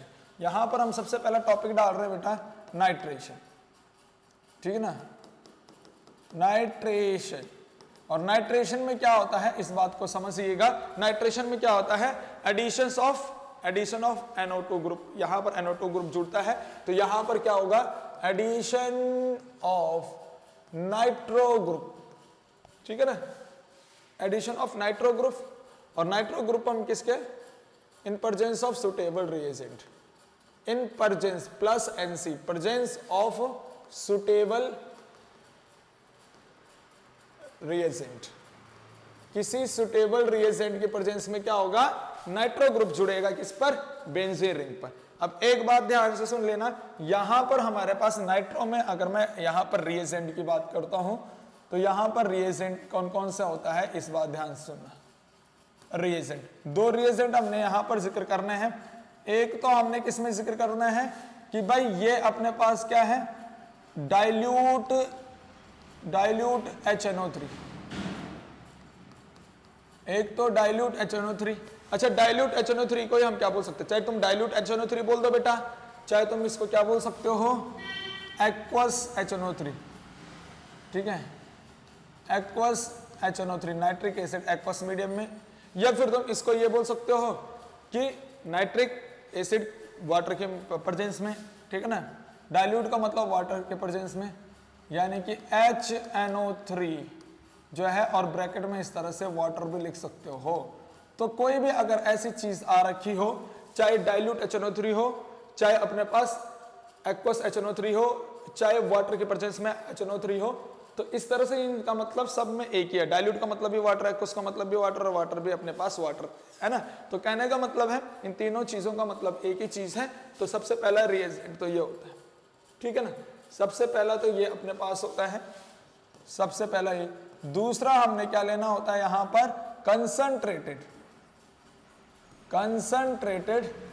HNO3, ठीक है, या तो केवल कंसंट्रेटेड HNO3 ले लो, कंसंट्रेटेड नाइट्रिक एसिड ले लो, या तो केवल और केवल कंसंट्रेटेड नाइट्रिक एसिड ले लो, या फिर तुम क्या ले सकते हो यहां पर, कंसंट्रेटेड HNO3 के साथ कंसंट्रेटेड नाइट्रिक एसिड के साथ प्लस कंसंट्रेटेड सल्फ्यूरिक एसिड ले सकते हो, H2SO4, ठीक है ना। तो तुम चाहो इसी को ले सकते हो, कंसंट्रेटेड नाइट्रिक एसिड को, या फिर चाहो कंसंट्रेटेड नाइट्रिक एसिड के साथ कंसंट्रेटेड सल्फ्यूरिक एसिड भी यहां पर ले लो, ठीक है ना। अब यहां पर ध्यान से सुनना, इस पहले रिएजेंट में और दूसरे रिएजेंट में होने क्या वाला है, ठीक। मान लीजिए अपने पास ये फेनॉल है, ध्यान से सुनना बेटा, ये फेनॉल अपने पास है, ये है फेनॉल, ठीक है। अब इस फेनॉल में मैं क्या कर रहा हूं, एक बार डाइल्यूट HNO3 डाल रहा हूं, एक बार कंसंट्रेटेड HNO3 डाल रहा हूं। दोनों कंडीशन में होता क्या है, इसमें ध्यान से सुनना। मैं यहां पर क्या करूंगा कि एक बार डालूंगा डाइल्यूट HNO3 और दूसरा बार डालूंगा कंसंट्रेटेड HNO3। यहां पर मैंने डाल दिया डाइल्यूट नाइट्रिक एसिड और यहां पर डाल दिया कंसंट्रेटेड नाइट्रिक एसिड HNO3। होता क्या है, जब डाइल्यूट हम नाइट्रिक एसिड यहां पर यूज करते हैं फेनॉल में, तो फेनॉल का ऑर्थो और पैरा दो प्रोडक्ट अलग से बनते हैं, ठीक है। ऑर्थो पे नाइट्रो ग्रुप और पैरा पे नाइट्रो ग्रुप आएगा। इस तरह से इसके दो प्रोडक्ट बनेंगे। किस तरह से कि मैं बात कर रहा हूं कि यहां पर क्या है कि ये फेनॉल है, ठीक। इस फेनॉल के एक बार पैरा पोजीशन पे नाइट्रो ग्रुप आएगा, प्लस इसी फेनॉल के एक बार ऑर्थो पोजीशन पे नाइट्रो ग्रुप आएगा। एक बार तो पैरा पे आ गया, एक बार किस पे आएगा, ऑर्थो पोजीशन पे नाइट्रो ग्रुप आएगा, ठीक है। एक बार पैरा पे नाइट्रो, एक बार ऑर्थो पे नाइट्रो। हम पैरा वाले को पहले लिखेंगे क्योंकि पैरा वाला ज्यादा स्टेबल होता है, तो ये हमने बोला ये मेजर प्रोडक्ट होता है, इसलिए पैरा वाला पहले लिख दिया, ऑर्थो वाला बाद में। तो इसके दो प्रोडक्ट बनते हैं, पैरा नाइट्रोफेनॉल एंड ऑर्थो नाइट्रोफेनॉल। इस तरह से इसका नाम क्या हो जाएगा, ऑर्थो नाइट्रोफेनॉल, ओ नाइट्रोफेनॉल हम बोल सकते हैं, ओ नाइट्रोफेनॉल या फिर ऑर्थो नाइट्रोफेनॉल, और ये पैरा नाइट्रोफेनॉल। इस तरह से हो गया। लेकिन अगर मैं कंसंट्रेटेड नाइट्रिक एसिड यूज कर रहा हूं, कंसंट्रेटेड HNO3 यूज कर रहा हूं, तो फेनॉल पे जो है, इस फेनॉल पे नाइट्रो ग्रुप जो है तीनों पोजीशन पे एक साथ लग जाएगा। देखो ये फेनॉल है, ठीक, इसके ऑर्थो पे भी यहां पर नाइट्रो ग्रुप लगेगा, पैरा पे भी नाइट्रो ग्रुप लगेगा, यहां ऑर्थो पे भी नाइट्रो ग्रुप लगेगा, इस तरह से, ठीक है। तो तीनों ही पोजीशन पे क्या लग जाएगा, नाइट्रो ग्रुप लग जाएगा। यहाँ पर तीनों पोजीशन पे, ऑर्थो पैरा पे क्या लग जाएगा, सब पे नाइट्रो ग्रुप लग जाएगा। तो ये क्या बन जाएगा, यानी कि अगर मैं इसको बोलूं ऑर्थो पैरा नाइट्रोफेनॉल, इसको बोलूं ऑर्थो पैरा नाइट्रोफेनॉल, तो इसका नाम अगर मैं लिख सकता हूं ऐसा, ऑर्थो, ठीक है, पैरा, और तीन नाइट्रो हैं तो हम क्या बोल सकते हैं, ट्राई नाइट्रोफेनॉल, ये बोल सकते हैं। लेकिन इससे भी अच्छा इसका नाम हम क्या रख सकते हैं, इससे भी अच्छा इसका नाम हम क्या रख सकते हैं आईयूपीएसी के तौर पे कि भाई ये फेनॉल 1 वाली पोजीशन है, ये दूसरा, ये तीसरा, ये चौथा, ये पांचवा और ये छठी। ये हमने बेंजीन की पोजीशन क्या कर दी है, फिक्स कर दी है। अब मैं बोलूंगा नाइट्रो ग्रुप दूसरे पे भी लग रखा है, नाइट्रो ग्रुप चौथी पोजीशन पे भी लग रखा है, नाइट्रो ग्रुप छठी पोजीशन 6 पोजीशन पे भी लग रखा है। तो हम क्या लिख सकते हैं 2 4 6, ठीक है ना। इस पोजीशन को बता देंगे बेंजीन की 2, 4, 6, 2 4 6 और 3 नाइट्रो हैं तो क्या हो जाएगा 2 4 6 tri nitro, 2 4 6 tri nitro phenol. इस तरह से अपने पास हो जाएगा 2 4 6 ट्राई नाइट्रो फेनॉल। आई बात समझ में। और इस 2 4 6 ट्राई नाइट्रो फेनॉल को हम सिंपल क्या कहते हैं, पिक्रिक एसिड भी कहते हैं, बहुत ही ज्यादा इंपॉर्टेंट है। इसी चीज को हम क्या कह सकते हैं, पिक्रिक एसिड भी कहते हैं, पिक्रिक एसिड, ठीक है। ऑर्गेनिक का स्ट्रॉन्ग एसिड होता है पिक्रिक एसिड, स्ट्रॉन्ग एसिड है ऑर्गेनिक का ये पिक्रिक एसिड, ठीक है। तो हम इसको इस तरह से भी कह सकते हैं, यानी कि हमारे पास देखना अगर मैं डाइल्यूट HNO3 ले रहा हूं तो ऑर्थो पैरा वाले अलग बन रहे, पैरा और ऑर्थो वाले अलग नाइट्रोफेनॉल बन रहे। लेकिन अगर वही मैं कंसंट्रेटेड HNO3 लेता हूं तो तीनों पोजीशन पे, ठीक है ना, ऑर्थो पैरा की जो जितनी भी पोजीशन है तीनों पोजीशन पे क्या आ जाएगा, नाइट्रो ग्रुप एक साथ आ जाएगा। तो इस बात को काफी इंपॉर्टेंट याद रखना है, यहाँ पर नाइट्रेशन से रिगार्डिंग बहुत इंपॉर्टेंट है, पेपर में आता है, ठीक है ना। तो नाइट्रेशन हमने कंप्लीट कर लिया है। अब चलते हैं हम हेलोजिनेशन की तरफ। इसका बी वाला पॉइंट है हेलोजिनेशन, हेलोजिनेशन। अच्छा, अगर मैं हेलोजिनेशन की तरफ चल रहा हूं, ये हेलोजिनेशन के बारे में अगर बात कर रहे बेटा, तो हेलोजिनेशन में क्या हो जाएगा, एडिशन ऑफ हेलोजन। जैसे उसमें नाइट्रो ग्रुप का एडिशन था, यहां पर क्या हो जाएगा, एडिशन ऑफ हेलोजन हो जाएगा, ठीक है। और हेलोजन को मैं एक्स से रिप्रेजेंट करता हूं, एक्स यहां पर चाहे क्लोरीन ले लो, ठीक है, चाहे ब्रोमीन ले लो, चाहे आयोडीन वगैरह वगैरह इस तरह से ले लो, ठीक है ना। तो वैसे मान लीजिए क्लोरीन ब्रोमीन हम मेनली ले रहे हैं क्योंकि आयोडीन का साइज बड़ा हो जाता है, इसलिए आयोडीन पे आसानी से क्या नहीं होती, ESR रिएक्शन नहीं होती है। आयोडीन का साइज क्या हो जाता है, बड़ा हो जाता है, ठीक है। होता तो है लेकिन आसानी से नहीं होता। क्लोरीन और ब्रोमीन पे बहुत आसानी से ESR रिएक्शन हो जाती है क्योंकि इनका साइज क्या होता है, छोटा, और इलेक्ट्रोनेगेटिविटी भी ज्यादा होती है किसके कंपेरेटिवली, आयोडीन के कंपेरेटिवली। तो हमने याद रखना है कि चाहे क्लोरीन जोड़ दो चाहे ब्रोमीन जोड़ देते हैं, ठीक है ना। पर एक बात यहां पर भी इंपॉर्टेंट याद रखना है कि ये क्लोरीन ब्रोमीन जो जोड़ रहे हो किसकी प्रेजेंस में जोड़ रहे हैं, in presence of suitable reagent, in presence of suitable reagent. वो सुटेबल रिएजेंट कौन कौन से हैं उसको भी हम यहां पर देख लेते हैं। जैसे मान लीजिए मैं ब्रोमिनेशन कर रहा हूं, मैं यहां पर क्या कर रहा हूं, ब्रोमिनेशन। ब्रोमिनेशन का मतलब, हेलोजिनेशन में ब्रोमिनेशन का मतलब होगा एडिशन ऑफ ब्रोमीन। क्या होगा, एडिशन ऑफ ब्रोमीन, ठीक है। ब्रोमीन को हम ऐड कर रहे हैं और किसकी प्रेजेंस में, सुटेबल रिएजेंट की प्रेजेंस में ब्रोमीन को ऐड कर रहे हैं। तो यहां पर अगर रिएजेंट के मैं बारे में बात करता हूं, ठीक है, रिएजेंट के बारे में बात करता हूं, तो रिएजेंट क्या है, यहां पर ध्यान से सुनना, यहां पर भी हमने 2 रिएजेंट लेके चलने। यानी एक तो हमने करना है कि भाई ब्रोमीन जो है Br2 किसकी प्रेजेंस में, CS2 कार्बन सल्फाइड। दूसरा ब्रोमीन जो है किसकी प्रेजेंस में, वाटर की प्रेजेंस में, प्लस H2O कर सकते हैं, ऐसे में प्लस H2O कर सकते हैं। इसको लिखने का तरीका ऐसा भी है। अच्छा, इसको ऐसे भी कर सकते हैं, एक्वस ब्रोमीन, क्योंकि H2O का मतलब पानी, तो एक्वस का मतलब भी पानी, एक्वस ब्रोमीन। या फिर इस तरह से कर सकते हैं, ब्रोमीन और ब्रैकेट में इस तरह से वाटर कर सकते हैं, या फिर इस तरह से कर सकते हैं कि डाइल्यूट ब्रोमीन Br2, ठीक है ना। तो इस तरह से कुछ भी लिख सकते हैं इसको, एक्वस में मतलब वाटर, ठीक है, ये वाटर को ऐसे लिख सकते हैं, या फिर डाइल्यूट ब्रोमीन इस तरह से लिख सकते हैं। तो वाटर अपने पास क्या है, ये वाटर है अपने पास कौन सा, अगर मैं बोलूं तो ये है polar solvent, water polar solvent है। और ये कार्बन सल्फाइड, ये कार्बन सल्फाइड क्या है अपने पास, non polar solvent, non polar solvent. अब एक बात हमें याद रखना है कि नॉन पोलर सॉल्वेंट में अगर मैं ब्रोमिनेशन कर रहा हूं तो क्या होगा, और पोलर सॉल्वेंट यानी वाटर में अगर मैं ब्रोमिनेशन कर रहा हूं तो क्या होगा, ठीक है ना। तो यहां पर सेम टू सेम बिल्कुल ऐसे होने वाला है जैसे हमने नाइट्रेशन अभी देखा है, जैसे हमने नाइट्रेशन अभी देखा है कि मान लीजिए मैं यहां पर क्या ले रहा हूं, ये फेनॉल ले रहा हूं, ये फेनॉल ले रहा है, ध्यान से सुनना, ये मैंने यहां पर फेनॉल लिया, ठीक है। अब मैं यहां पर क्या कर रहा हूं, एक बार तो मैं डालूंगा ब्रोमीन वाटर एक बार यूज करूंगा, दूसरी बार यूज करूंगा मैं ब्रोमीन CH2 की प्रेजेंस में। तो पहले चलो हम बात कर लेते हैं, यहां पर दोनों चीजें डाल रहे हैं। एक बार तो मैं डाल रहा हूं Br2 CH2 की प्रेजेंस में, कार्बन सल्फाइड की प्रेजेंस में, यहां पर जो सॉल्वेंट है वो क्या है, नॉन पोलर सॉल्वेंट। और दूसरी बार मैं क्या डाल रहा हूं, Br2 को किसकी प्रेजेंस में डाल रहा हूं, वाटर की प्रेजेंस में, या फिर एक्वस ब्रोमीन लिख रहा हूं, या फिर ब्रोमीन वाटर लिख रहा हूं, ठीक है। अब होने वाला क्या है, जैसे वहां पर नाइट्रेशन में पैरा ऑर्थो बना था, ऐसे ही यहां पर क्या होगा कि CH2 की प्रेजेंस में हमारे पास पैरा ब्रोमो और ऑर्थो ब्रोमो फेनॉल बनने वाला है, कि यहां पर फेनॉल है और पैरा पोजीशन पे लग गया ब्रोमीन, और यहां पर भी ऑर्थो पोजीशन पे लग गया ब्रोमीन, ठीक है। बिल्कुल वैसे ही वाला बनने वाला अपने पास। तो ये बन गया पैरा ब्रोमो फेनॉल, ये बन गया ऑर्थो ब्रोमो फेनॉल, और ये बन गया पैरा ब्रोमो फेनॉल, ठीक।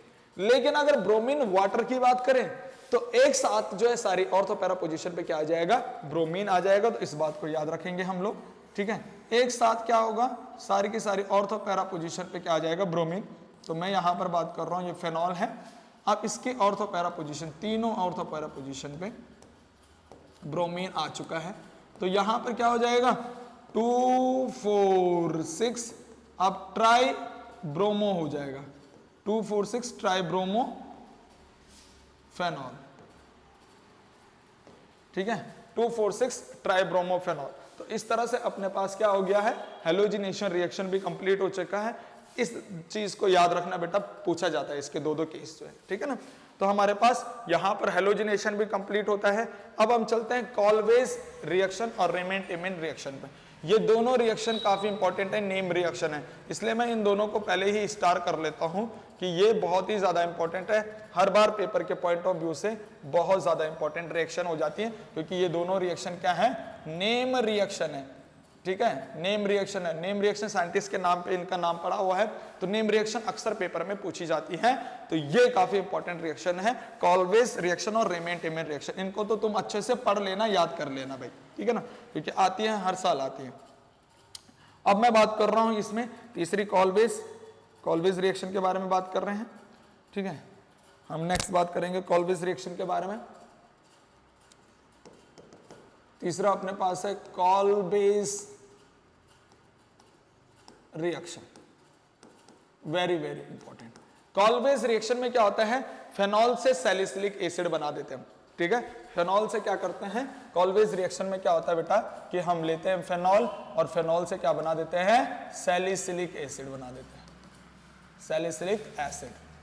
इस बात को याद रखना, ठीक है। हमें यहां पर फेनॉल से सैलिसिलिक एसिड बनता हुआ नजर आता है, हमने फेनॉल से यहां पर सैलिसिलिक एसिड बनाना है। किस तरह से बनाना है उसको देख लीजिएगा, ठीक है। मान लीजिए ये अपने पास क्या है, फेनॉल है,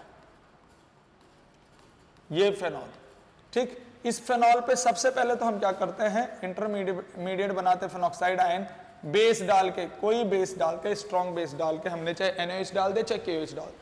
तो यहां पर इसका बनेगा फेनॉक्साइड आयन। अगर NaOH डाला तो सोडियम फेनॉक्साइड बनेगा, ONA, इस तरह से Na पॉजिटिव O नेगेटिव, ये बन गया सोडियम फेनॉक्साइड आयन।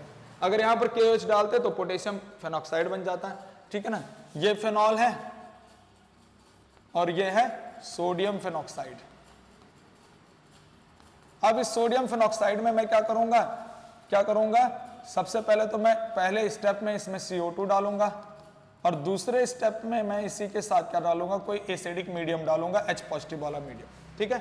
तो CO2 का जो COO है वो सीधा ऑर्थो पोजीशन पे लग जाएगा, और उसके साथ ये H भी यहां पर जुड़ जाएगा ऑर्थो पोजीशन पे, और आगे अपने पास क्या बन जाएगा, देखो भाई, ये Na यहां से हट जाएगा, और इसका फेनॉल तो अपने पास ऐसे बन जाएगा, Na यहां से हटेगा, फेनॉल पे तो OH तो ऐसे आ गया, ठीक है। पर लेकिन ये C डबल O जो है ऐसा करके यहां पर आ जाएगा, ऑर्थो पोजीशन पे और H भी उसके साथ लग जाएगा ये।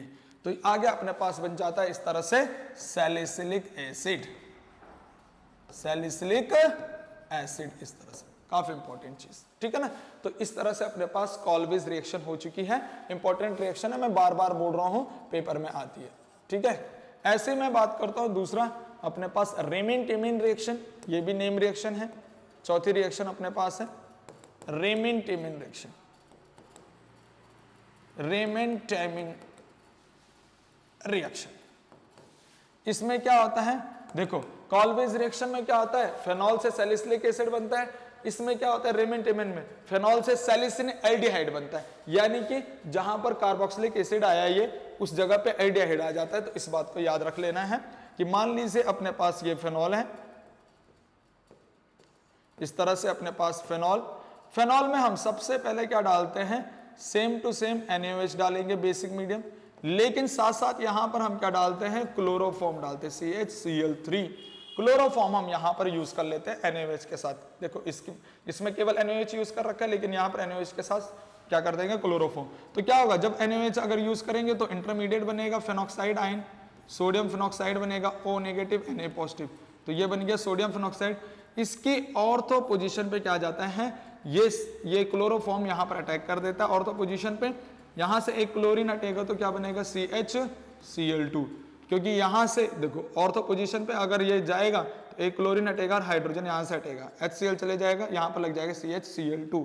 फिर हमें कुछ नहीं करना, हमें सिंपल क्या करना है, दूसरी बार भी हमें इसमें एक बार NaOH लेना है, ठीक है, बेसिक मीडियम, दूसरी बार हमने इसमें एसिडिक मीडियम लेना है, दोनों मीडियम लेना है एक एक करके।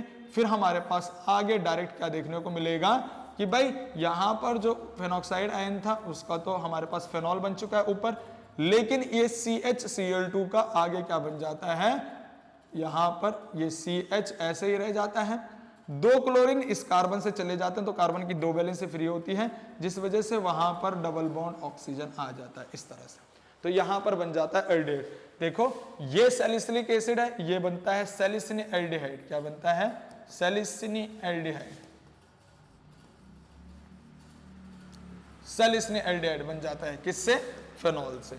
हमने कॉलवेज में फेनॉल से सैलिसिलिक एसिड बनाया, रेमिन टेमिन में फेनॉल से सैलिसिनी एल्डिहाइड बनाया, इस बात को याद रख लेना, ठीक है ना। तो इस तरह से अपने पास ये रिएक्शन भी, रेमिन टेमिन रिएक्शन भी कंप्लीट होती है और बहुत ज्यादा इंपॉर्टेंट है, ठीक है ना। नेक्स्ट हम अब अगर बात करें, नेक्स्ट ESR की बात करें, यानी कि पांचवी ESR की बात करें, तो वो होता है reaction with Zn, reaction with, W के ऊपर बार मतलब with, reaction with zinc dust. अच्छा, जिंक डस्ट वो इस तरह से लिखते हैं, रिएक्शन विद जिंक डस्ट। अच्छा, जिंक डस्ट लिख दो, चाहे जिंक के पार्टिकल लिख दो बेटा, जिंक पार्टिकल, या फिर जिंक ग्रैन्यूल्स, कुछ भी लिख सकते हैं, ठीक है, ग्रैन्यूल्स, ठीक है, या फिर जिंक के जो पार्टिकल है ग्रैन्यूल्स है, या फिर जिंक मेटल है, सिंपल कुछ भी लिख सकते हैं। यानी कि हमारा मकसद केवल जिंक से होगा। अगर फेनॉल जिंक के साथ रिएक्शन कर रहा है, ठीक है ना, तो अगर फेनॉल जिंक के साथ रिएक्शन कर रहा है तो एक बात याद रखना, अकेला Zn ऐसा है जो यहां पर क्या कर देता है, फेनॉल के ऑक्सीजन को हटा देता है, यानी कि फेनॉल का रिडक्शन कर देता है। कोई भी फेनॉल का रिडक्शन नहीं कर पाएगा केवल Zn के अलावा, ठीक है ना। तो जिंक क्या है, जिंक ही क्या करता है, रिडक्शन कर देता है फेनॉल का, रिडक्शन ऑफ फेनॉल। अपने सिलेबस में एक बात याद रखना बेटा, ठीक है, जिंक ही एक ऐसा है जो फेनॉल का रिडक्शन कर देगा, यानी कि फेनॉल को बेंजीन में बदल देगा, और कोई भी ऐसा अपने पास सिलेबस में है नहीं कि जो जिंक का रिडक्शन कर दे और सीधा फेनॉल बना दे। यानी कि अगर मैं यहां पर ध्यान से सुन रहा हूं कि इस तरह से अपने पास क्या है, फेनॉल है, ध्यान सुनना, ये अपने पास फेनॉल, ठीक। अगर मैं इसका कर रहा हूं रिडक्शन, रिडक्शन किस तरह से, मैं यहां पर डाल रहा हूं Zn, जिंक डस्ट, ठीक। अगर मैं यहां पर जिंक डाल रहा हूं, जिंक डाल रहा हूं, जिंक डस्ट डाल रहा हूं, तो अब क्या होगा, ये Zn क्या करेगा, इस फेनॉल का रिडक्शन करेगा, आगे बेंजीन बना देगा। बेंजीन किस तरह से बनाएगा, क्योंकि ये क्या करेगा, यहां से लॉस ऑफ ऑक्सीजन करवाएगा, ये करवाएगा यहां से लॉस ऑफ ऑक्सीजन, ठीक है, यहां से ऑक्सीजन निकाल देगा, ये इस ऑक्सीजन को हटा देगा यहां से बाहर, इस ऑक्सीजन को हटा दिया, जिंक ने क्या कर दिया, इस ऑक्सीजन को यहां से हटा दिया और उसको डायरेक्ट किस में बदल दिया, बेंजीन में बदल दिया, ठीक है ना। यानी कि अपने पास इस तरह से फेनॉल से क्या बन गया है, फेनॉल से क्या बन गया है, बेंजीन बन गया है। ये काफी इंपॉर्टेंट बात है, ये भी पूछी जाती है, ठीक है ना। तो जिंक डालने पर क्या होगा, फेनॉल का ऑक्सीजन हट गया। यानी कि किसी में भी इतनी हिम्मत नहीं है कि जो बेंजीन के साथ जो डायरेक्ट ऑक्सीजन जुड़ा है उसको निकाल दे, केवल और केवल किसको छोड़ के, जिंक। जिंक की ऐसी औकात होती है बेटा, जिंक की वो औकात होती है जो फेनॉल के ऑक्सीजन को वहां से निकाल देता है, ठीक है, और फेनॉल के ऑक्सीजन को निकाल के फेनॉल का रिडक्शन करके उसको किस में बदल देता है, बेंजीन में बदल देता है। अकेला अपने सिलेबस में इस तरह से याद रखना भाई, अकेला अपने सिलेबस में जिंक ही ऐसा है, जिंक के अलावा कोई भी ऐसा नहीं होगा जो बेंजीन के साथ जो डायरेक्ट ऑक्सीजन जुड़ा है उसको हटा दे। केवल जिंक ही ऐसा है जो बेंजीन के साथ का डायरेक्ट जो ऑक्सीजन जुड़ा है उसको हटा देता है, यानी कि बेंजीन में बदल देता है, फेनॉल का रिडक्शन करके बेंजीन में बदल देता है, केवल और केवल जिंक। और कोई भी यहाँ पर रिएजेंट ऐसा नहीं है कि जो फेनॉल को रिडक्शन करके सीधा बेंजीन बना दे, यानी कि फेनॉल का ऑक्सीजन डायरेक्ट हटा दे, ठीक है ना। अकेला जिंक है, इस बात को याद रखना अपने सिलेबस में, ठीक है ना, बहुत ज्यादा इंपॉर्टेंट बात है, ठीक। अब अपने पास लास्ट जो अपने पास ESR रिएक्शन है वो है auto oxidation, auto oxidation of phenol,